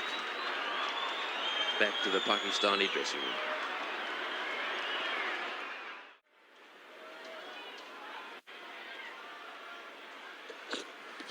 He's gone. Tahir Nakash goes. Ijaz stands at the other end and looks very gloomy. And the crowd is up on its collective feet. Well, they've had a very good day here, the big crowd at the Sydney Cricket Ground. Steve Smith made a fine 100, and the Australian bowler's been on top all day. Ijaz with his head down, see his partner goes as he tries to hit Rodney Hogg over the side screen, clean bowled, and Pakistan in a lot of trouble.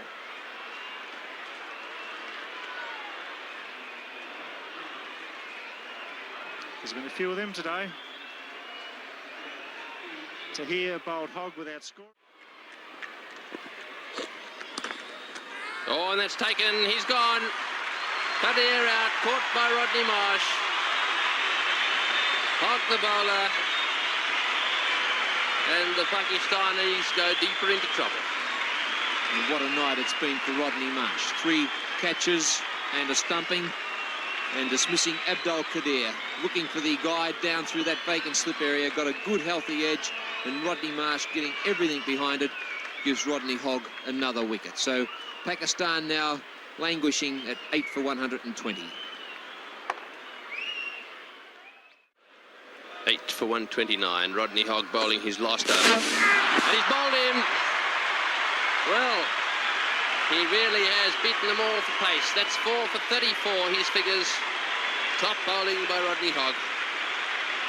And a great performance by Australia in this match. Set off earlier this afternoon by Steve Smith, and now being finished off at the end practically by Rodney Hogg.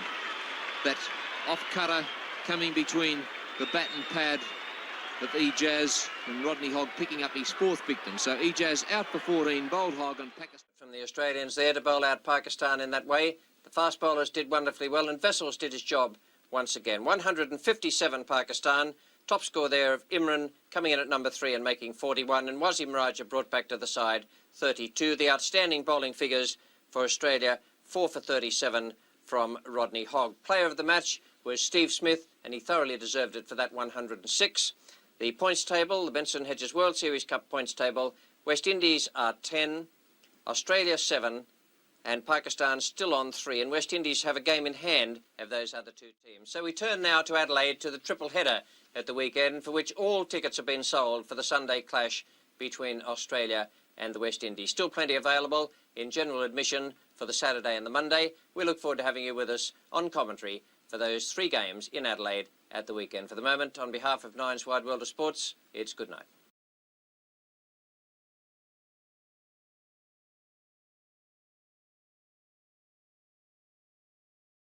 Don't end there, because out of their side today is skipper Imran Khan, who's injured, has real problems there, and in fact has withdrawn from the Pakistan team to play against England in the coming Test series. Azim Hafiz, the left-arm pace bowler, he has a strained side, and Sarfraz Nawaz is the most experienced of the bowlers. He has a knee injury that stops him playing today. Dropped from the side is Mohsin Khan, and in comes Salim Malik and Mansour Akhtar. Mansour Akhtar will be opening the innings with Mudassir Nazar. The West Indies have no such problems. Their side is very, very strong, and although Joel Garner can't be fitted in, he still has a slight knee problem. They have a very, very good bowling attack. The toss was won by Javed Miandad. He wanted desperately to win it so he could set the West Indies a target. Well, he managed to do that on a pitch that Tony Greig described as being absolutely ideal for batting. 3 overs have been bowled as we pick up play. Your commentator is... Miandad having won the toss, deciding that Pakistan would bat first. Top scorer Wasim Raja with 46. He's gone, he's got him out, caught behind. So Rashid, Wasim Bari there, bowling his seamers, gets one to bounce a little bit more. An outside edge taken by the keeper Bari, and the Pakistanis have struck. Raja, normally leg breaks and top spinners, gets a bit of bounce, a thin edge, and Bari does the rest, and that's a vital breakthrough for Pakistan. He's delighted, and why not? And so is his captain. Relief for Javed Miandad, and it's 1 for 9.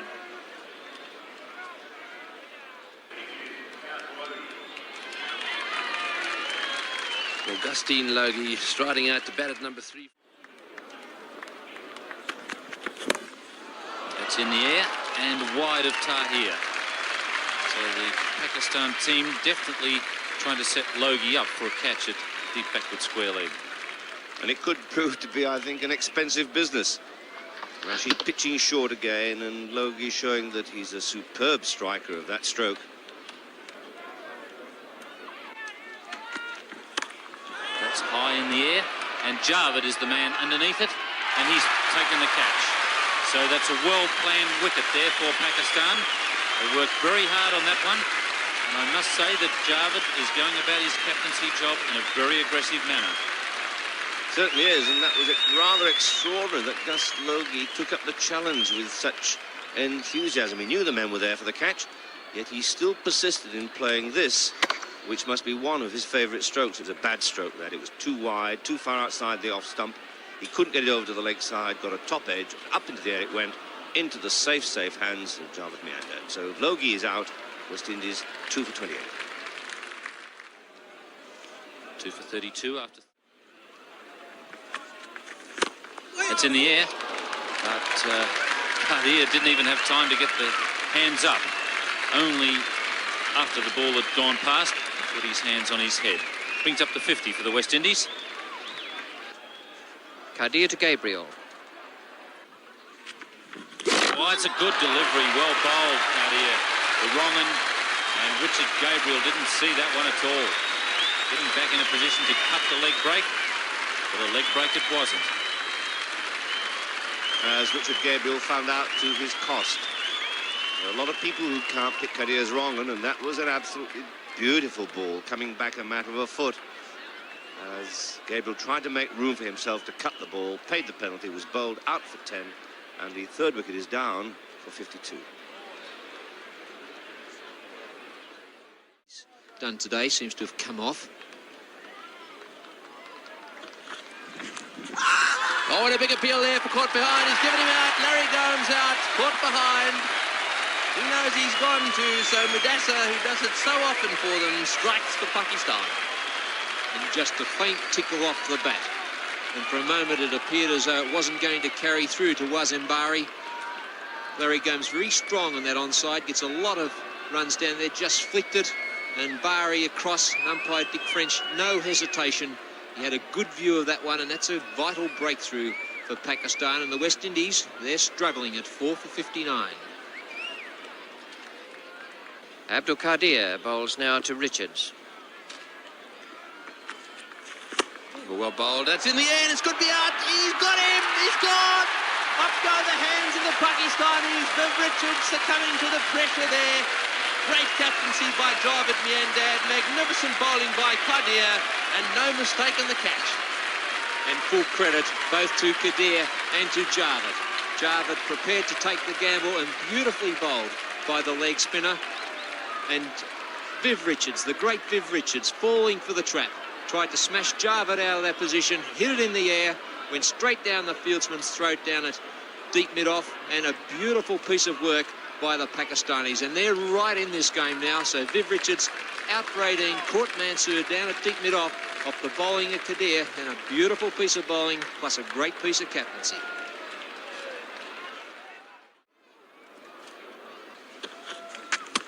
Oh, that's cut away beautifully. He does play that shot lovely. Beautiful shot. It really is. He cut it away so forcefully behind square. The fieldsman there is Abdul Qadir, and he didn't move.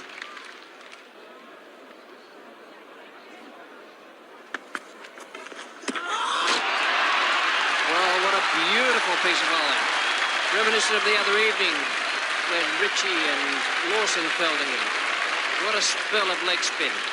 Wazenbury took a year to get the bails off then. It was a beautiful delivery. Dujon used his feet. He was beaten by fight and spin. And Wazenbury, it seemed ages. Wrongen, he was down. You see Wazenbury fumbles, gathers again, makes the stumping. Umpire Dick French says that's out, and it's a great spell of bowling from Qadir. What a magician with the leg spin he has been against the West Indian side. And the West Indies are now 6 for 75. What a change has come over this match. That man at the non-striker's end is frowning. Why shouldn't he be? Marshall faces Abdul Qadir.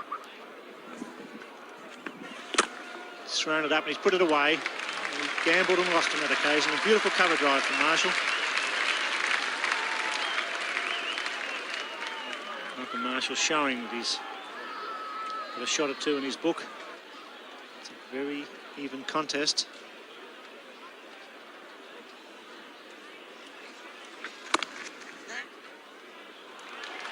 Qadir, the fielder. Oh, and Lloyd has run out. Now, who on earth called there? It wasn't Lloyd. You can bet your life on that. There was definitely a shout of yes. And I'd say that Marshall played it and called. It was Lloyd's call because the ball went behind point. And that was a fiasco. Not if you're a Pakistani supporter, because that was the break they needed. He played that Malcolm Marshall. He took off. He didn't look at his partner. Was well fielded. And who was it? It was a magician, Qadir, who fired it to Wazenbury, and Clive Lloyd was not even in picture. And that's a great lucky breakthrough for Pakistan. They need a bit of luck. It hasn't been going for them this summer. Clive Lloyd departs at 7 for 92.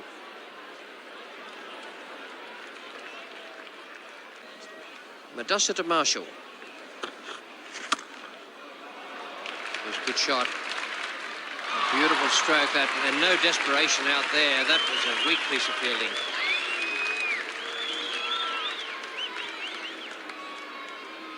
Javed can't believe that. He went with one hand. Wasn't Raja. It was well struck, but he had that covered. And no desperation whatsoever, and runs are so vital when you're on top. Here Nakash bowling to Malcolm Marshall. Marshall in the air and safe. Wide of mid-on. He was a bit annoyed when he mishit that full toss the previous ball. But he's picked up 3 from that lofted shot. It's 7 for 123. A bit of angle connected with his bowling, which will drag him across onto that leg side.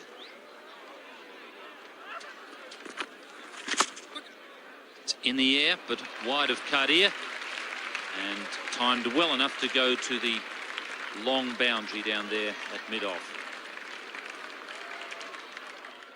Wicket with medium pace. Can he do the same with his leg spinners? And he has straight away.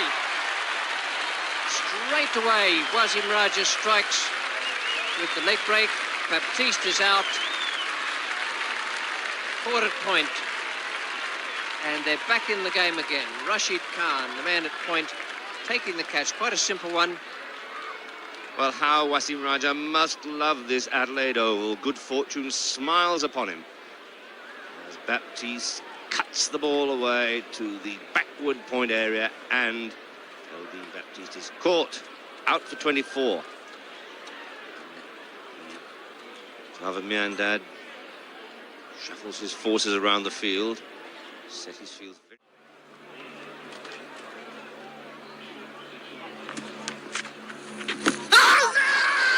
Shot, he's LBW. Holding given LBW.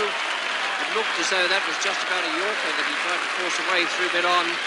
Wasim Raja has got Holding. And Pakistan are within 1 wicket of a sensational victory. And this is going to be a tense game as Holding departs. The victim of a well-flighted Wasim Raja spinner. It was a top spinner, it seemed. He was on the popping crease, in line with leg stump. Up goes the finger as Wasim Raja strikes yet again. And the 9th wicket is down with 159 runs on the board.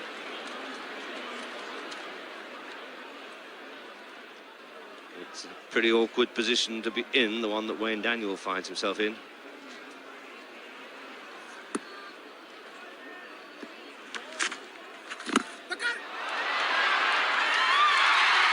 I don't think they'll get that. Sounded to me as though the ball came off the pad. And the batsman scraped his paddle on the ground.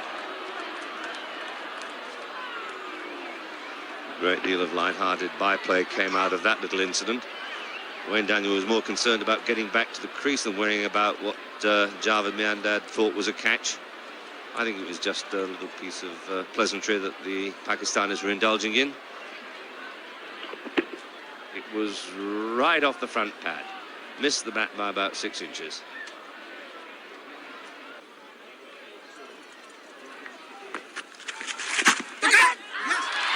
It's no good running off like that. He didn't hit anywhere near it.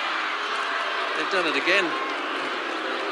It was a good ball and it beat Wayne Daniel quite comprehensively. It's 9 for 160. Yes, it is not out when it comes off the pad. 9 for 160. That equation is that 18 runs and Batsman on strike. Oh, he gets an edge. There's no slip and it races away for valuable runs.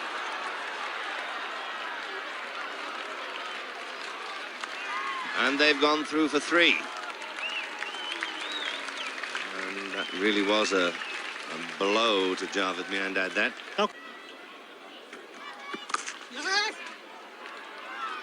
Throws, misses. Malcolm Marshall retains the strike. 8 runs to win, 9 for 170.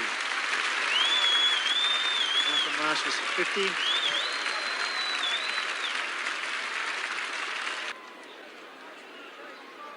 Fieldsman coming up. Mid-on and mid-off coming in to restrict the single. There's 3 men in a circle on the offside, 2 on the on. Rashid, the bowler. Struck it. There it goes. A beautifully played shot from Malcolm Marshall, racing out to the boundary. A great victory by the West Indians. They were gone for all money, but Malcolm Marshall showing his pass here today. With superb knock of 56, not out. Certainly a magnificent all-round performance from Malcolm Marshall. 3 wickets, a half-century, and he's rescued his side from the very verge of defeat when all seemed...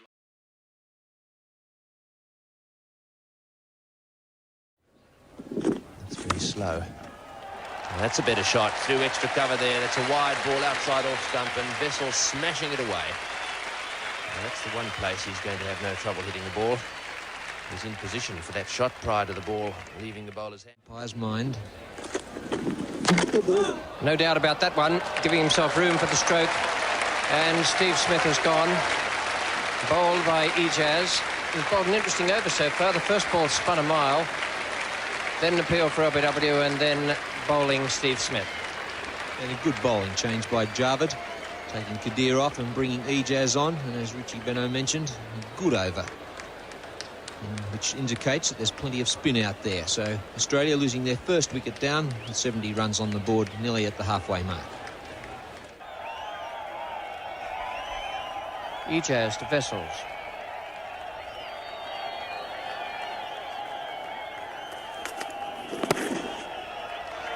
Swept in the air and picking the gap to bring up Vessels' second boundary.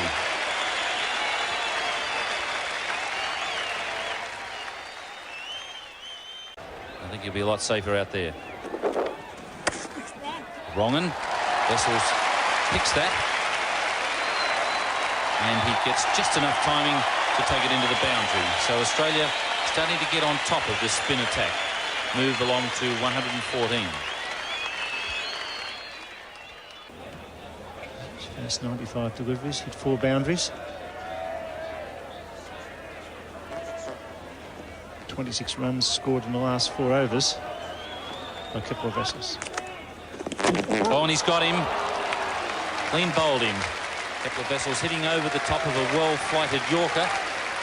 And Ijaz has picked up his second wicket. He has a fine piece of bowling. He's prepared to throw the ball up and place Kepler Vessels down a fraction. Drifted in and spun away as he hit across the line of flight, and that's the end for Kepler Vessels. A bad time to get out when you've occupied the crease for 33 overs after 61, and it's 2 for 115. Showing that it's a little bit receptive to spin. And it spun right the way back then, and Richie going for the square cut became the second victim of that sort of a stroke. Steve Smith was the first. Good delivery, this. Came back a long, long way from outside off stump. Greg Ritchie had his sights on it to punch it away there through cover point. But Australia now 3 for 126. 3 for 129. The not-out batsman, Hughes, 8 off 9 balls, Border 2 off the 4 balls he's faced. Miandad placing his field with great care and precision. He's done a good job, Miandad. Been to Wasim Bari's face there, I think. Well, Ijaz is only an off-spinner. Doesn't come through all that quickly, but it took Wasim Bari under the jaw, I think. Like an uppercut. It might have just come off Hughes' pad. Sort of thing that the wicketkeeper hates. The deflection off the pad upwards into the face. Oh, dear. Here it was him. And Hughes has gone. It's good delivery, that. That spun a lot. It looped into the breeze, dropped sharply on Hughes, and then it spun a great deal. Well, Wasim Bari comes back after that blow to the chin. He gets up off the canvas as Hughes gives Ijaz a charge. The ball spins between bat and pad, and Wasim Bari still retains his composure in spite of that nasty knock, and has to come a long way forward to the stumps, but Hughes is so far down the wicket, he's easily out. 4 for 135.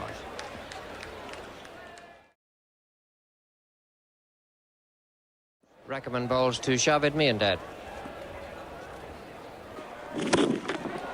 It's high in the air. Tom Hogan going back, and a very good catch. Well taken. A brilliant catch, running the same way as the ball. The catch of the season, Tom Hogan. Shahbed Miandad on fire. It took a brilliant catch from Hogan. He went to pull it over mid-wicket. He got it high on the splice to the bat, and Hogan took a great catch, running with the flight of the ball into that southerly breeze where the ball was going, and it hung up long enough for Hogan to take a beauty.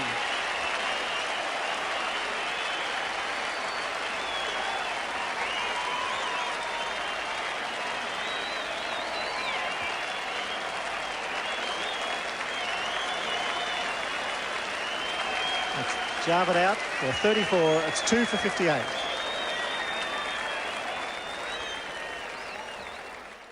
No. 2 for 58. And a good catch there. Well, I suppose he is a catching man when he takes a catch. A very good effort there from Greg Ritchie. Yes, Kasim Omar working that ball to a backward square leg position, and the man in the catching position, which we've been talking about, got a very forceful shot off the middle of the bat, and Kasim Omar departs, and the wheels fall off for Pakistan. 3 for 58.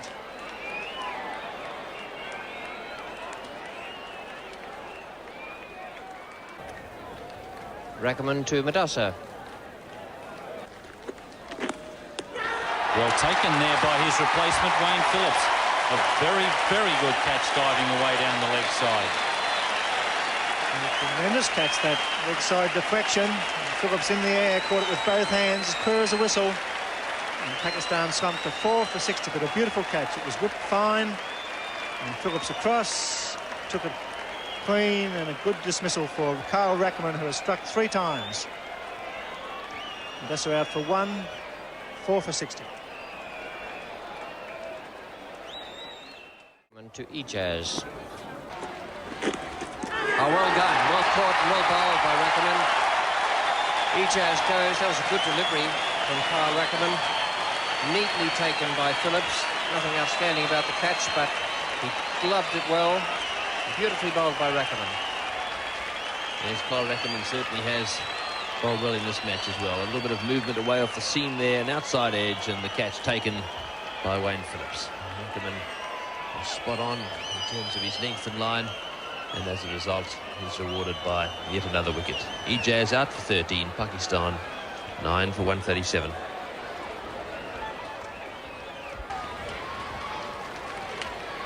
For 140, the sad tale for Pakistan. Top score still Javed Miandad with 34.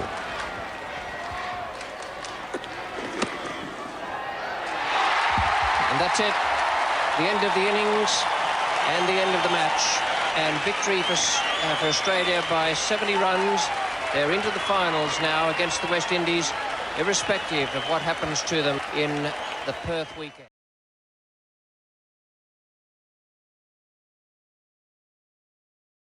Welcome to the highlights of this vital clash between West Indies and Australia at the WACA ground in Perth. The last of the preliminary matches before the finals between the same 2 teams in Sydney and then in Melbourne on the 8th and the 11th of February.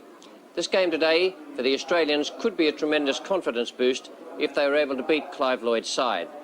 The changes in the teams: in for Australia come Lawson, Alderman and Marsh, and out go Phillips, Maguire and Hogan. For West Indies, Holding comes in, Clive Lloyd is back, and Roger Harper is out, and so too Winston Davis, who had a lot of problems yesterday with no balling and bowling of wides. There is a late change, actually. The West Indies made at the last moment just before the toss. Garner has gone out, he's indisposed, and Wayne Daniel has come back in. The pitch, an absolute beauty. The same pitch as used yesterday for the West Indies-Pakistan game. It looks white, there's no grass on it, absolutely dry and hard as concrete. Kim Hughes won the toss and had absolutely no hesitation in batting, saying that he looked with favour on the opportunity to make the West Indies chase a target, and he hoped that target would be around about the 200 mark. We pick up play now with the first ball. Richards, as I mentioned a little while ago, saying last night that they lead Australia 4-0 in this series in terms of victories, and they want to rub their nose into that 4-0. And Hughes is away.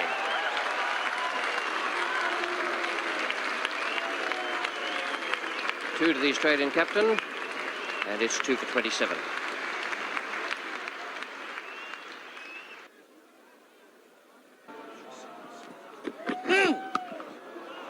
Good shot for 4. No ball call as well. Kim Hughes gave that some hammer through cover point. I don't know that he picked up the call. I think he just went through with the stroke. I think you're right. It wasn't a particularly good ball. I think Daniel on that occasion gave Hughes some width outside the off stump. Yes. Ball of yes from Kim Hughes. Wayne Daniel is at third man, and they get back for the second.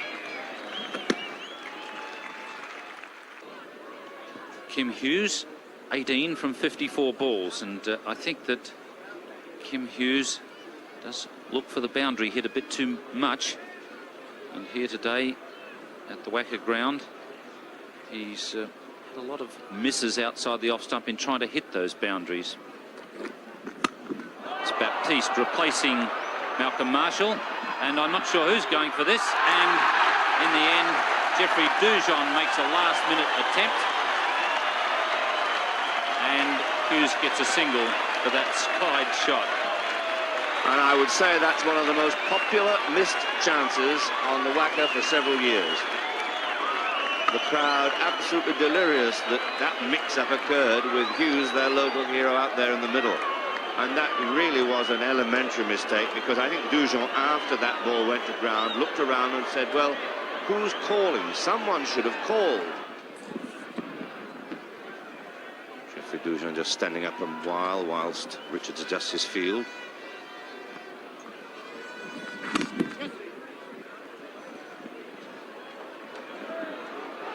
Could be trouble here. The throw is a little wide from Gus Logie, and Hughes gets back for the second.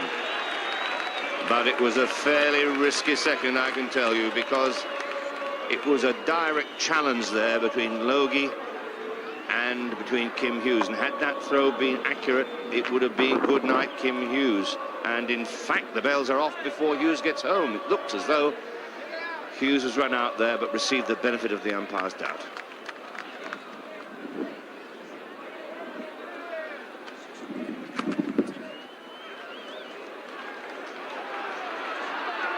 Take a second here,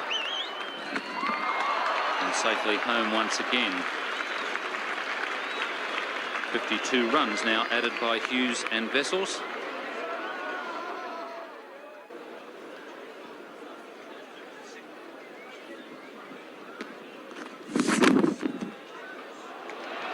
And Hughes getting that one away nicely, and that's only the third boundary of the innings for Australia.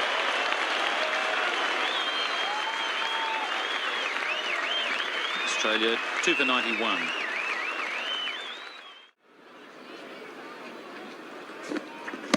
Baptiste is picked up by Kim Hughes. Beautifully into the crowd. It was a great hit.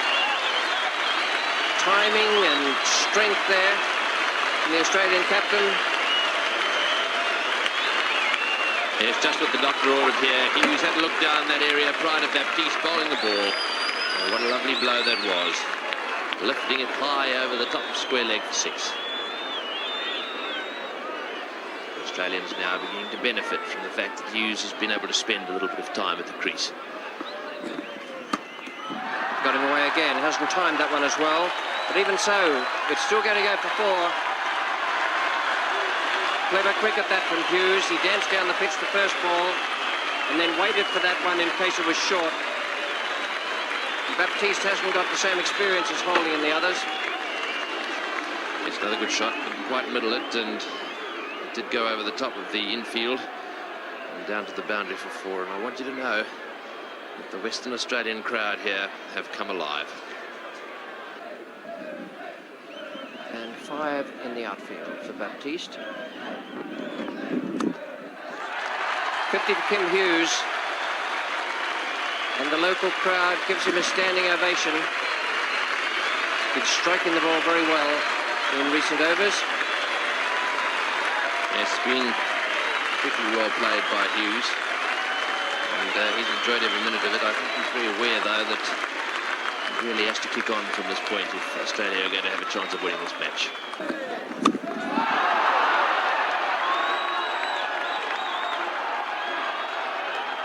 Great shot again. 100 stand. Class shot. I'll say it was a class shot. 25,000 people here. It's a sellout, this match. And 2 marvellous 6s from Kim Hughes. Yes, he didn't try and run when it left the middle of the bat. He just watched it go. And it went way down to the long boundary down there. Miles up too. And eventually cleared the boundary. A beautiful 6.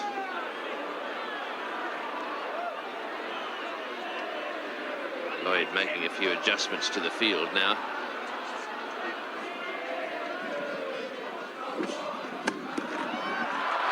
Straight through the man at point. 4 more. Man at point has damaged his finger. Clive Lloyd can't raise a smile at the moment, but he's not actually frowning either. Man at point has damaged his finger.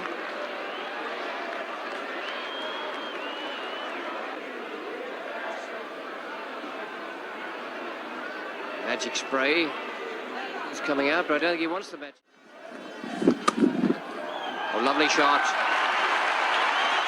I think when we see that on the replay, that can be regarded as one of the shots of the day. Gave himself room. Looked to me as though he hit it off leg stump. Well, it's great to see the Australian captain taking the initiative here, backing away, smashing it backward of point, and Holding, failing to cut it off. Another 4.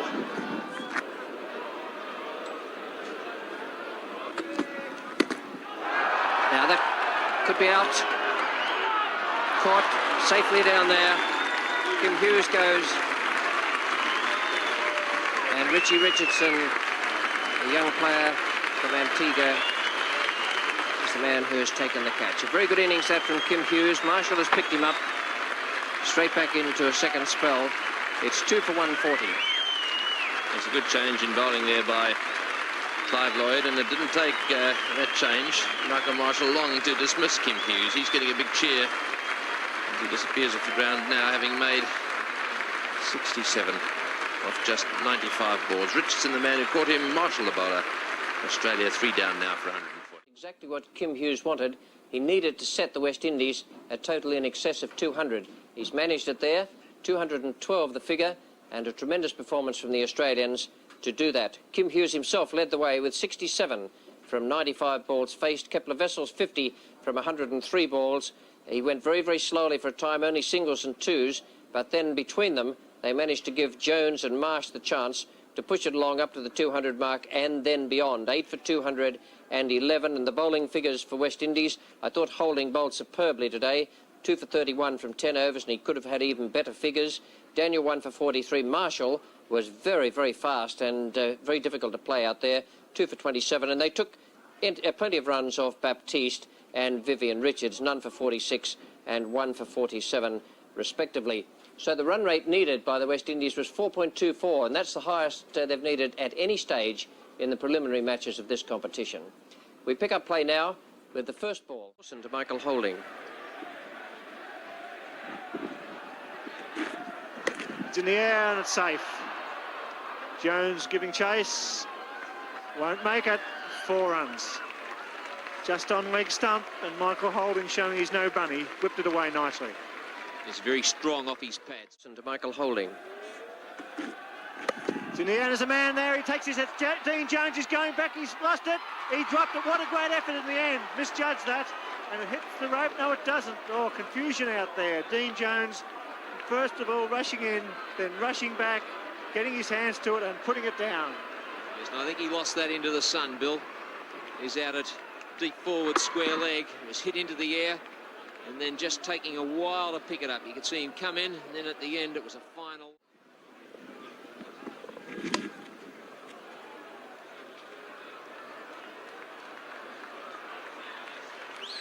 Oh, that's a fine shot from Michael Holding.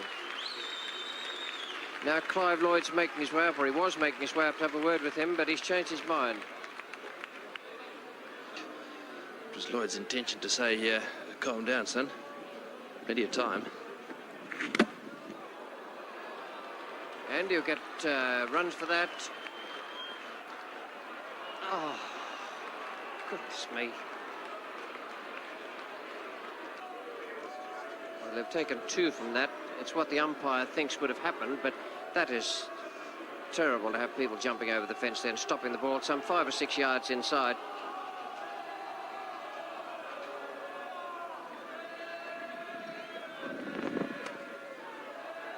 And a good shot from Michael Holding.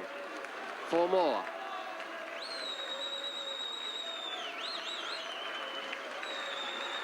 And the umpire signalling 4 on that occasion.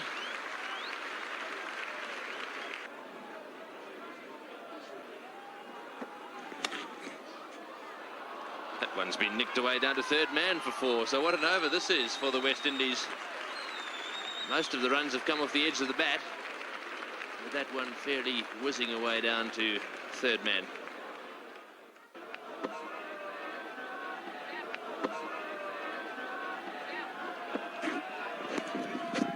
And there's more runs, and that'll be 4. I think Rackerman can't get to that. Expensive over again, 9 from it. And West Indies right back in this game, 7 for 145.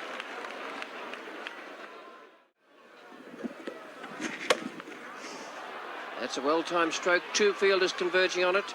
It'll be Border to pick it up. 50 partnership for Holding and Lloyd.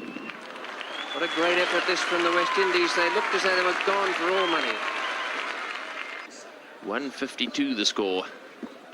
And Holding's got that away as well. 4 more. This is devastating stuff from Holding and, to a lesser extent, surprisingly, Clive Lloyd. And Holding is loving every minute of it. The 50 stand came up in only 42 balls. I don't know why he's trying to hit them in that direction. He's got it away. He's got it away fine. Behind square for 4. And Vessel's nerve ends will be tingling at the moment. On the Australian fieldsmen and bowlers. This has been a fine spell from Rodney Hogg. Accurate. He's moved the ball off the seam. Whoa, there he goes again. This one's square.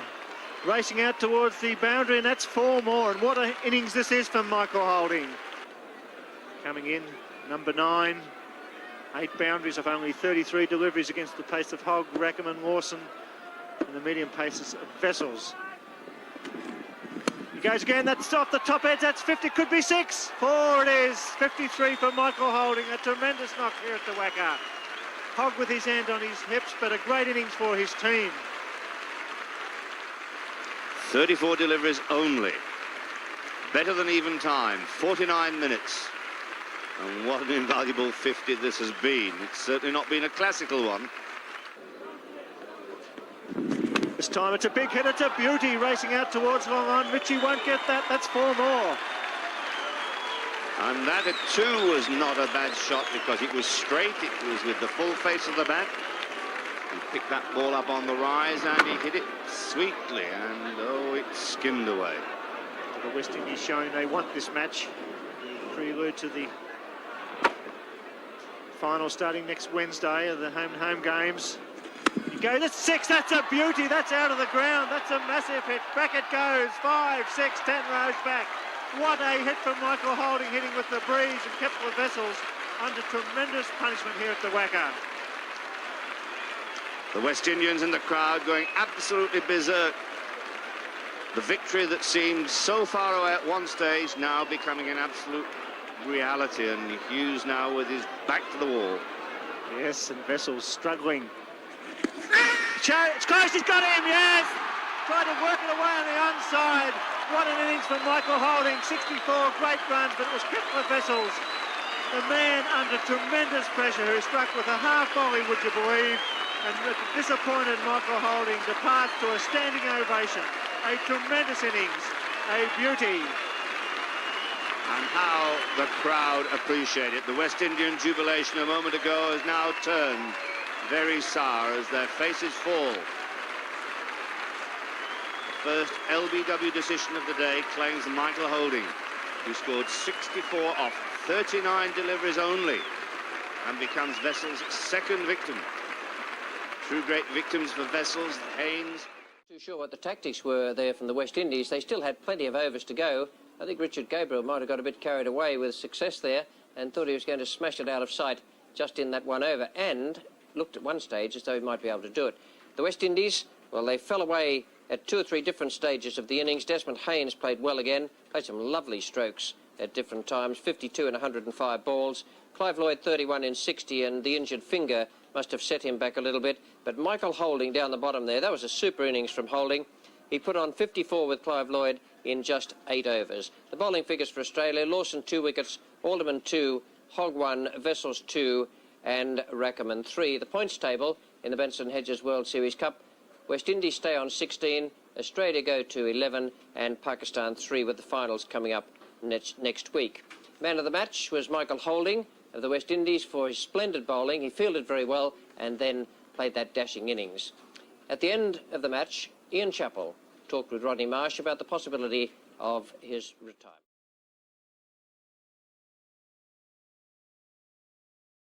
Welcome to Nine's Wide World of Sports and to the highlights of the second final of the Benson Hedges World Series Cup. This one at the Melbourne Cricket Ground, the first having been won by the West Indies on Wednesday evening in Sydney, and won quite conclusively too, I might say. The Australians have got through their week of wrangling with the Australian Cricket Board over their contracts for the West Indies tour. They've arrived here in a very determined frame of mind, but the West Indies do have a little problem. It's in regard to the fitness of Wayne Daniel. In comes Richard Gabriel, the opening batsman, and out goes Daniel. He has a touch of tendinitis in the left ankle, so he's been ruled unfit, and Richard Gabriel, the hard-hitting opener, has come in his place. The Australians have made one alteration. Terry Alderman goes out after bowling with great economy in the first final up in Sydney and also in the match in Perth, and Tom Hogan comes into the side, left-arm spinner, who already in the match in Adelaide has bowled very well, getting through 10 overs for 22. Tony Greig told me when he came back to the commentary box that the pitch looked pretty good. He said he thought there might be some movement off the seam and a little bit of indifferent bounce, but that basically it looked as though it would be a fairly good batting track. The West Indies won the toss, and Clive Lloyd decided that they would bat, as indeed happened in the first final. We pick up play now in the 4th over. Desmond Haynes is taking strike with just 1 run on the board.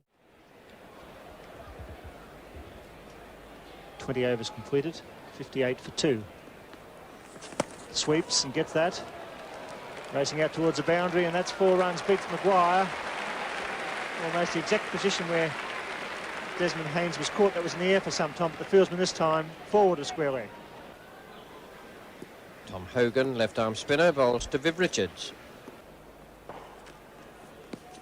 It's in the air, it's a chance. He's coming across the specials. He's dropped it. It had to be a sitter. It went high. The great Vivian Richards swept at Tom Hogan. Hogan can't believe his luck. Nor can Viv Richards or poor old Kepler Vessels. Should have been taken, Tony Greig. Yes, an attempted swoop shot, top edge, over the top of Marsh's head. He thought about going. Vessels came around and bobbed out there, tried to go for it on the second occasion, and that's a big blow.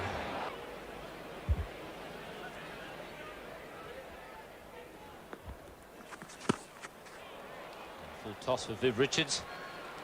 She did pretty well. A magnificent save out there by Dean Jones. Out in the deep part of the ground. And Viv Richards gets back for 2. Dean Jones doing a lot of good work out there.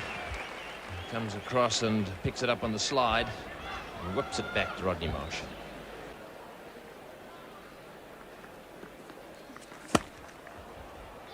Good placement there from Richards. And that not only beats the man in the covers, Carl Rackerman, but also the 2 men out on the boundary.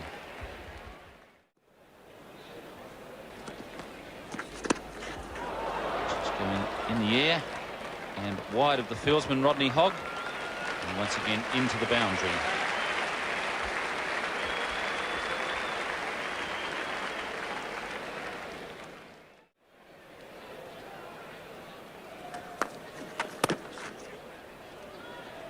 There's a good shot. And there's a really good chance here of running 4, I would think. Richards will come back.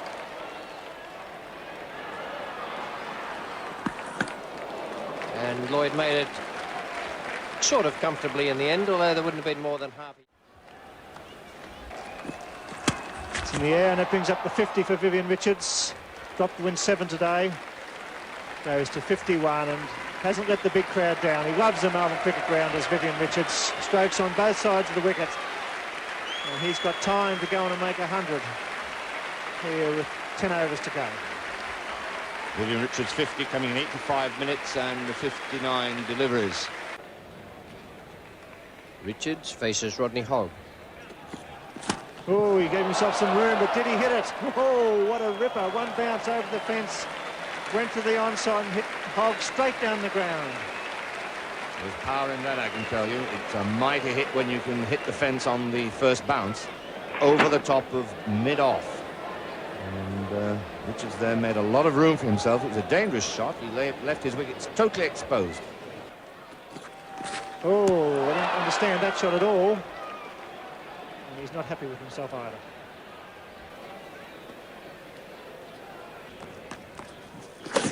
It's a big hit. It's straight. There's a man there. He's under it. And he's caught it. Vessels getting the extra over from Kim Hughes' surprise. And it's Hogan again. That man Hogan with a safe pair of hands. And Vivian Richards falling for the trap, hitting it straight down his throat at wrong arm. It's absolutely remarkable how so many batsmen underestimate Kepler Vessels, who bowls fairly straight, compels the batsman to play straight, as Richards does on this occasion. The man specifically dropped back at long on for that chance. And once it went into those hands of Hogan, it was not going to get out. Absolutely safe as houses. So exit Viv Richards, 5-173. It was a tremendous effort by the Australians. They had setbacks there with Greg Ritchie injured early on, a knee injury that may well stop him batting. They had Steve Smith with that awful injury to his shoulder, a dislocation and torn ligaments as well. And then in the field, they had Kepler Wessels put down Vivian Richards when he'd made only 7. The West Indies scorecard, Haynes 18 and Gabriel 19. That was a good brisk partnership at the start. Richardson played very well for his 43, but suffered an ankle strain, which kept him off the field later on. Richards 59 from 70 balls, Lloyd out for 11, and Gomes and Dujon 25 and 33 respectively added 49 in an unbeaten partnership from 6 overs.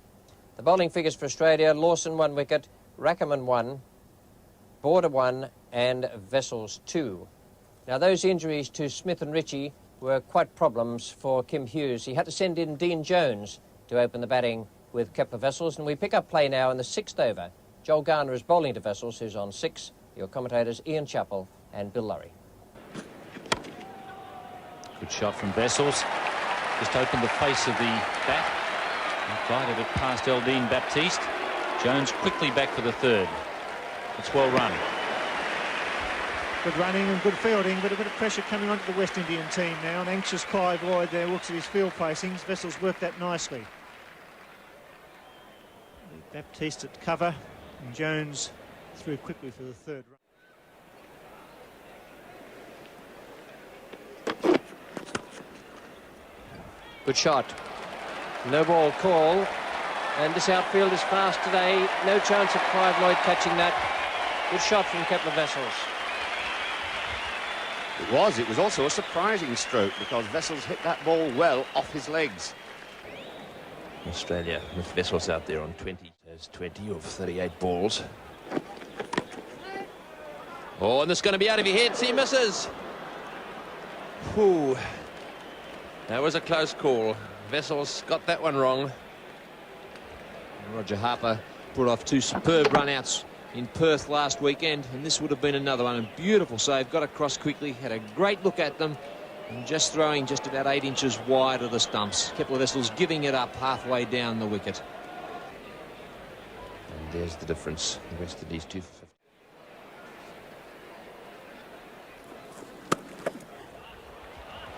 New Zealand leading in that series, and a tremendous boundary there for Kepler Wessels. Nice bit of timing and just beating the man out there very deep in the outfield. And this partnership now really blossoming. Australia 1 for 84, just 3 runs behind the West Indies. That's a fine shot from Wessels. No one back on the boundary. And Kepler Wessels producing 2 boundaries in the last 2 overs. And the West Indies must be worried by this partnership. That's a fine shot from Wessels. But it can't get past Harper. Although the misfield brings them 2 runs, and that's the 100 for Australia. With Richards on the field at the moment, in charge. It's been a real day for injuries on the Australian side. Steve Smith, Greg Ritchie injured, and at the moment Clive Lloyd off the field. That's a very good performance to keep the run rate required down to that at this particular stage of the game.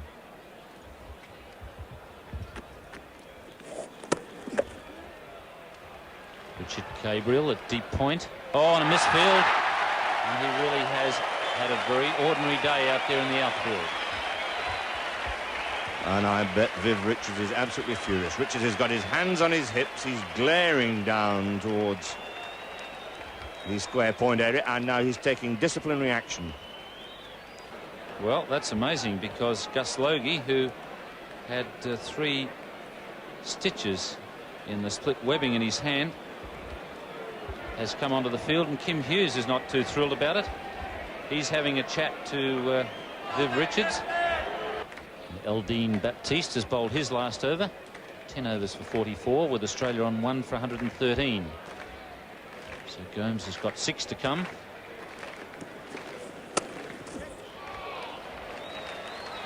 Desmond Haynes at deep point, and Kepler Wessels has brought up his 50. He's having a pretty good match, Kepler Wessels. Taking wickets and scoring runs.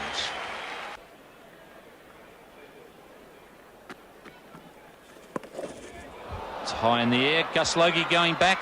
Oh, and he's dropped it. Made the ground beautifully, Gus Logie, but he couldn't take the catch.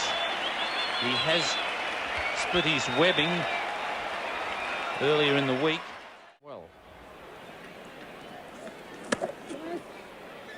Oh, trouble here. Oh, just often miss. You've got to pick up an overthrow there as well. No one able to back up there. Viv Richards is having a torrid time there. A touch of panic here from the West Indians. There's no question about that. Wickets in here.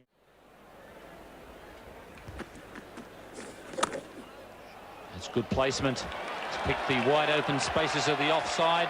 Desmond Haynes with a desperate dive, but the ball beats him. And Australia are going to need a couple more of those.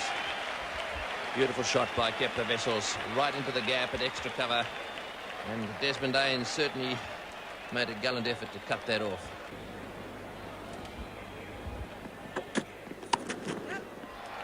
Good placement again from Kepler Wessels. Roger Harper will do well to cut that one off. Once it gets on those practice wickets, it fairly races into the boundary. Once again, a lovely shot down onto the fast area of the ground. It's been pretty fast all over, but that area is quick.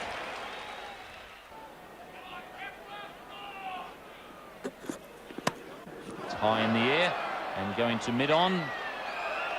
Fieldsman safely under it is Malcolm Marshall, and that is a very big blow to the West Indies, and also an enormous blow to the Australian chances. Kepler Wessels caught by Malcolm Marshall. Yes, Wessels trying to lift that one over the infield, getting right under the ball and hitting it high in the air. Easy catch for Malcolm Marshall. This is how it happened. Holding has been brought back into the attack. He got right underneath it, hit it high in the air. And no problems here for Malcolm Marshall at all. Well, that was certainly a fine innings by Kepler Wessels. He set the stage here for Australian victory.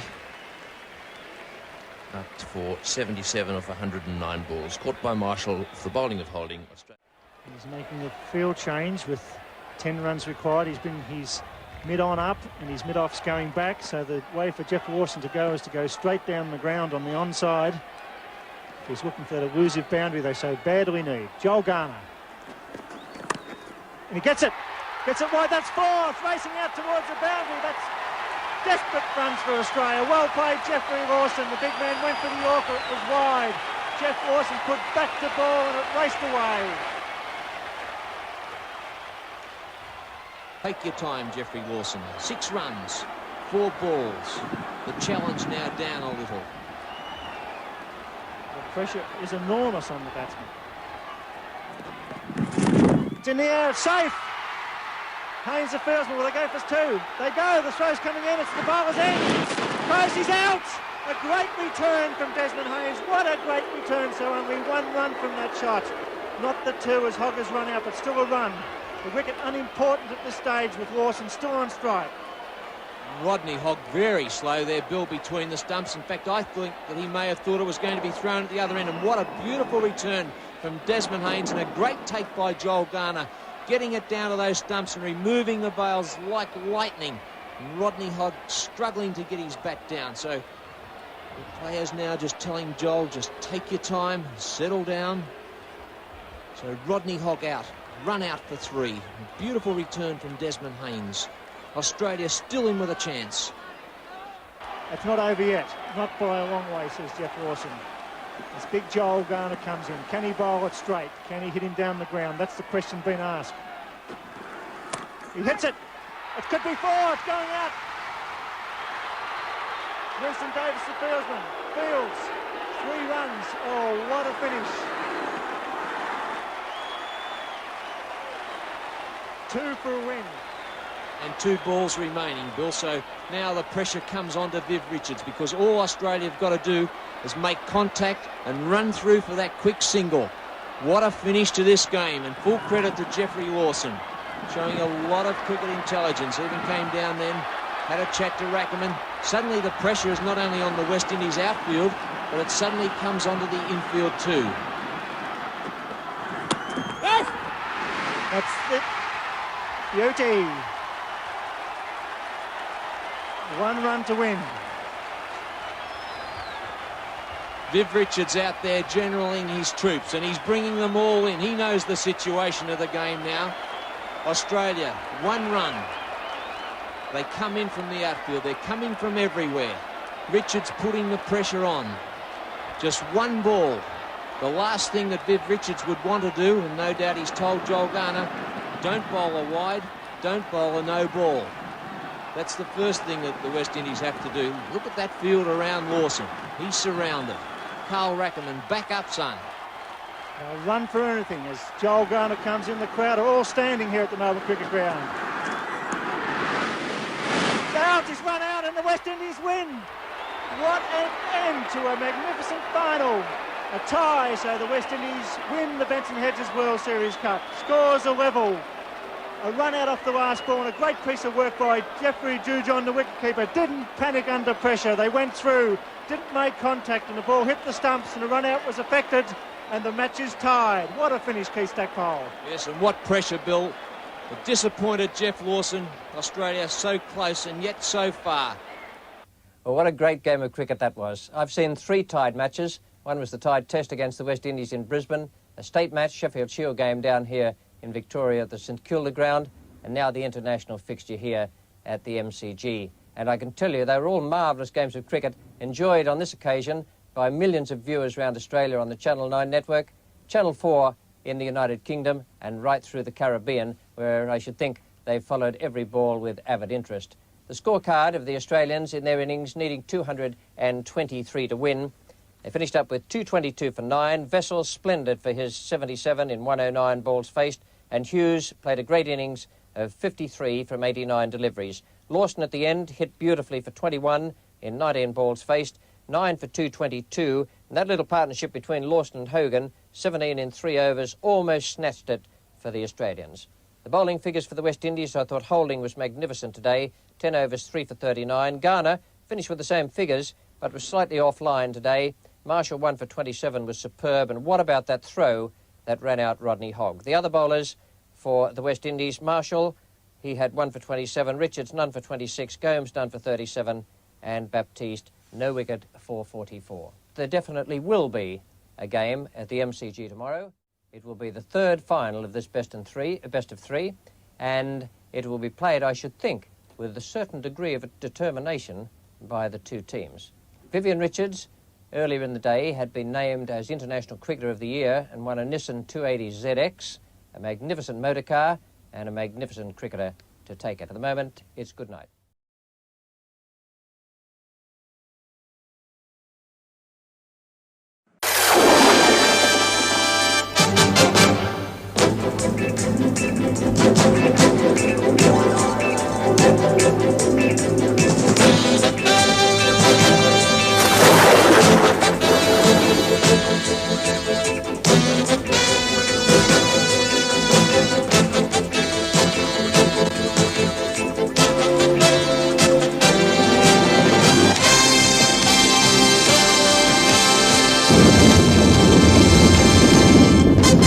Good evening and welcome to Nine's Wide World of Sports, and a special welcome to Channel 4 viewers in the United Kingdom, to viewers throughout the Caribbean and also in New Zealand. Well, we do have a 3rd and deciding match in this Benson Hedges World Series Cup final, and it's being played at the MCG. The Australians have had to leave out Steve Smith with that rather nasty shoulder injury and Greg Ritchie with his knee problem.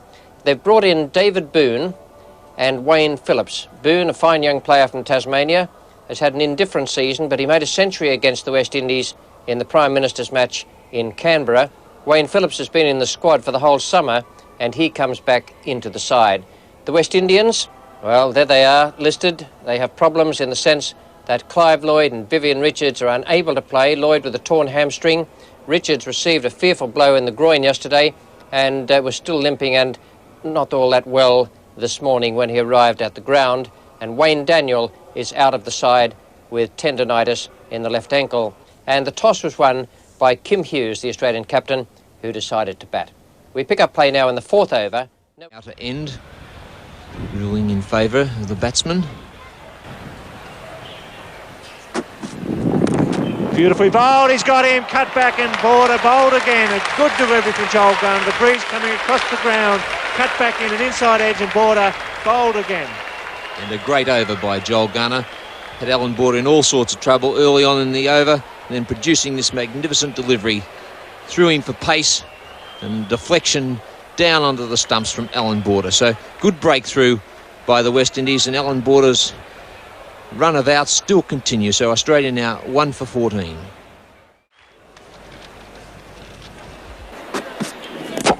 Bowled in, beautiful Yorker by Joel Garner. Strikes again, and Wessels bowled clean as a whistle. Garner with that high action speared it in towards the stumps and knocked him over. A beauty. We've seen Garner york the tail enders on numerous occasions this summer. On that occasion, it was the bat of Kepler Wessels that he snuck underneath of, and that was a beautiful delivery by Garner, removing that off stump of Kepler Wessels. Wessels out for 17, Australia in the 10th over, 25 for the loss of 2 wickets. It's in the air, and Michael Holding has dropped it. The acting West Indies captain today will be very disappointed with that effort. Indeed, he doesn't seem to be catching too many at the moment, Michael Holding. He dropped a caught and bowled chance yesterday. And here he is again in the covers, making an attempt to get at that ball, but just parrying it and dropping it at the second attempt. An edge, which Malcolm Marshall won't stop as it goes straight between his legs. Shy at the stump by Holding, and that's a very good throw. That must have been very close. I just got the impression that Hughes didn't necessarily run his bat in there. And it's going to be interesting to look at that replay. Indeed it is. It's a fine piece of cricket there. Great throw. A great throw. And Larry Gomes, I thought on the far side of the pitch there was going to put his finger up, but in fact it turned out to be his hand. Going to get 4 for that. A pretty good delivery from Aldine Baptiste, and it's 2 for 67.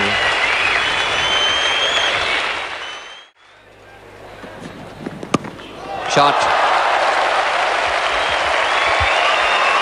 And I should think the Australian captain rather enjoyed that. Winston Davis is the man who gave him a warning at the non-striker's end and then tried to run him out. What a shot too. Beautifully hooked away there by Kim Hughes. Way down towards the square leg boundary. Beautiful shot. And Hughes takes the opportunity to work one over on the offside where Richie Richardson has just been moved from. That's the Australian 100.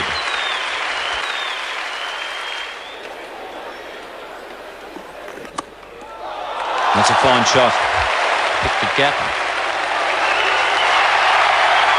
2 men out in the deep on the offside, and Hughes splitting them perfectly.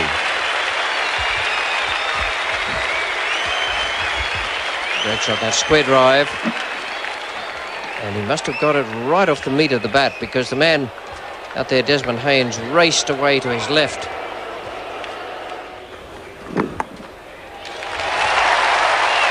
Larry Gomes, a fine leg. That's the half century for Kim Hughes. Very good innings from Kim Hughes. Follows on another one where he played well yesterday. Made 53 yesterday from 89 balls. And his partnership with Kepler Wessels then was the one that gave Australia the chance for their tie. There were other matters came into it later on, but that was a fine inning. That's slower, and it's gone back up in the air, and it's going to be out. Well bowled. That is a slower ball from Aldine Baptiste, and Hughes trying to whip it away to mid-wicket. I think got a top edge, went straight up in the air, and Baptiste accepted the catch without any problems at all. Good bowling. It certainly was a good delivery, as you called it, Tony. A slower one. It came in a little bit off the wicket. Kim Hughes not right to the pitch of the ball. He misjudged it there, and Baptiste taking quite a simple catch. So another valuable breakthrough for West Indies. A couple of quick wickets now they've taken, and Australia 5 for 140. Wayne Phillips now taking strike to Ghana. It's in the air. Holding's coming in from mid on. He's dropped the last three, but he catches this one. And Phillips is out. And Joel Garner picks up his third wicket. The rewards of pretty consistent bowling. Phillips's patience expired. Came down the wicket. You don't do that to Joel Garner. At the best of times, Joel makes the ball come up off a length. And Phillips, I think, just averted his eyes. He was going to come down the wicket, saw the ball rising, tried to pull it away on the leg side, averted his eyes, got a top edge, and Holding did the rest. So Wayne Phillips out for 22 off 38 deliveries, 6 for 1. Mid-wickets. It's gone miles in the sky. Dujon's running away after it. He'll get there. He'll catch it. Got caught there by Dujon. Marsh trying to smash that over the offside field. Top edge. The ball went miles in the sky. Yes, you can see that Jeffrey Dujon has learned from that mistake over in Perth last weekend, where he dropped Kim Hughes. This was his catch all the way. The ball going back over his head. He called it, it was his, and charged after it, and a well-judged catch taken with the glove. So the end of a good innings from Rodney Marsh.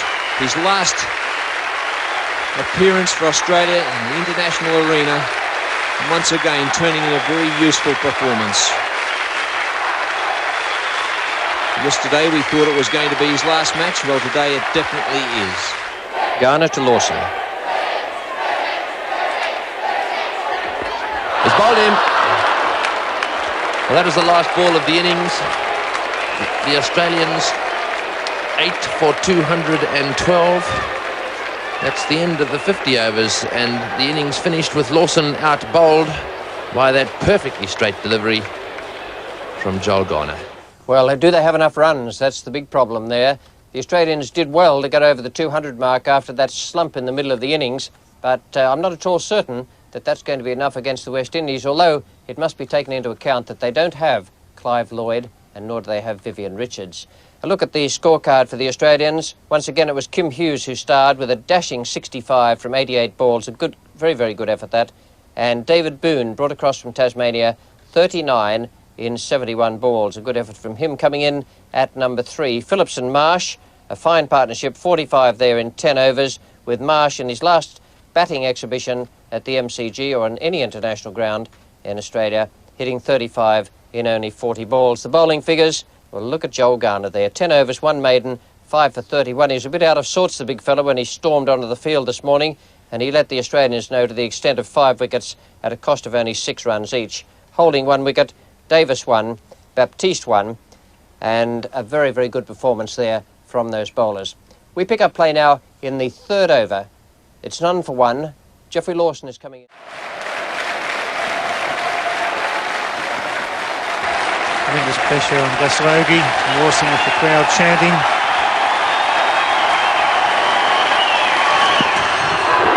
Good shot from Logie, picking it off his toes. Boone down at fine leg with a fumble, and Logie is back for 2. That's the end of a successful over for Jeff Lawson. 2 wickets in that over. That's the shot that Gus Logie likes to play. Anything that's a bit short, he plays the pull shot, and he's managed to place that one too fine for David Boone. Oh, good shot, Gus Logie. Beautifully timed. He doesn't swing the bat back very far, but he brings it forward with great timing. There's not much of him either.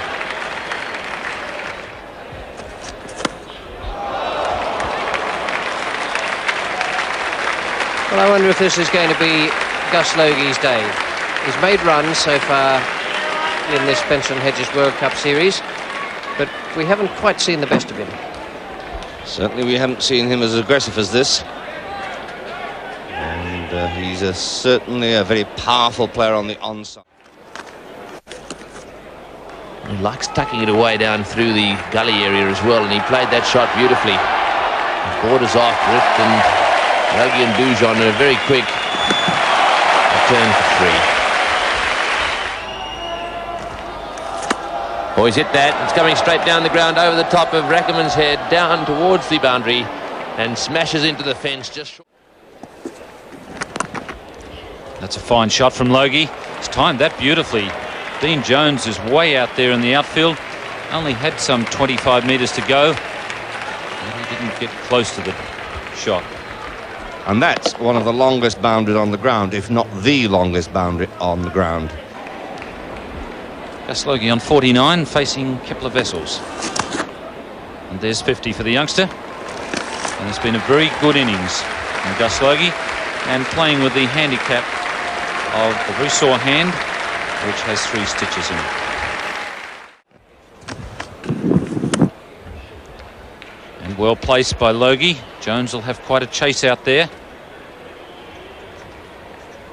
And 22 have come in the last 2 overs for the West Indies. They moved to 3 for 133. This partnership is assuming very dangerous proportions. The West Indies now in the lead, 3 for 133 by comparison with Australia's 2 for 127 after 32 overs.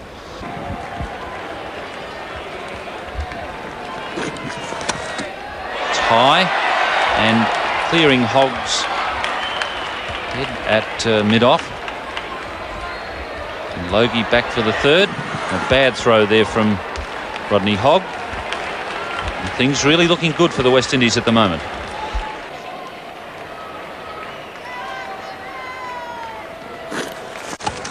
But he loves that short one. He's got that pretty well. And he's cleared Dean Jones' head. And another very, very good over for the West Indies. It's 3 for 142. If they can stay for another 10 overs, one would think the West Indies would win this match. Nice leg glance, a variation in style. 2 runs to Logie, 5 off the over, 3 for 147.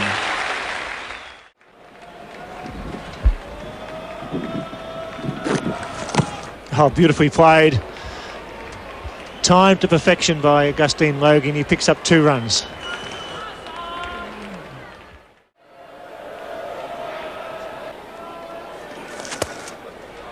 Neatly stroked away. Pretty shot from Gus Logie. I'm sure our viewers at home are enjoying this display. It's a masterly display by these 2 young batsmen. They're playing all the shots. West Indies need 37 runs with 10 overs remaining. And straight to Carl Rackerman. Gus Logie, a bit disappointed with himself there. A poor delivery from Kepler Wessels. And Logie, I'm sure, looking at a century, very annoyed with himself for holding out to Carl Rackerman. Yeah, bad shot after a little gem of an innings. Whipping that one away on the leg side there, straight at Rackerman. He simply took the catch and tossed it in the air. So Gus Logie, having made 88 now, disappears back towards the dressing room. And Wessels was the bowler, and the West Indies 4 for 176. Scores are tied, and Dujon leading the West Indies towards victory. Kim Hughes has brought up all the field. Certainly be to no avail. Just a matter of when and where.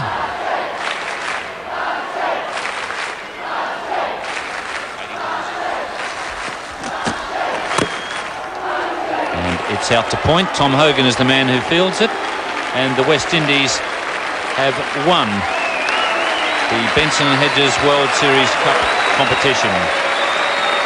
Jeffrey Dujon helps himself to a stump, congratulated by Kim Hughes, and a marvellous innings it was from the West Indies keeper. 82 not out, and keeper congratulates keeper Jeffrey Dujon, who applauded Rodney Marsh all the way from the ground when Marsh was batting. Just says congratulations on a great career. Dean Jones, the youngster, and Kepler Wessels, a great mate of Rodney Marsh's, just patting him on the back. 96 test matches for Australia, 355 dismissals, a world record, an Australian record for test matches, 3,633 runs, and 95 times appeared in the scorebook. Court Marsh bowled Lily. Well, that target of 213 at 4.26 and over proved to be a piece of cake as far as the West Indians were concerned, even without Clive Lloyd and Vivian Richards. The card was dominated by Gus Logie, 88, and Geoffrey Dujon, 82 not out. Two superb innings there. I thought Logie played very, very well, and Dujon is a class player, really has a flair about him, a real touch of class.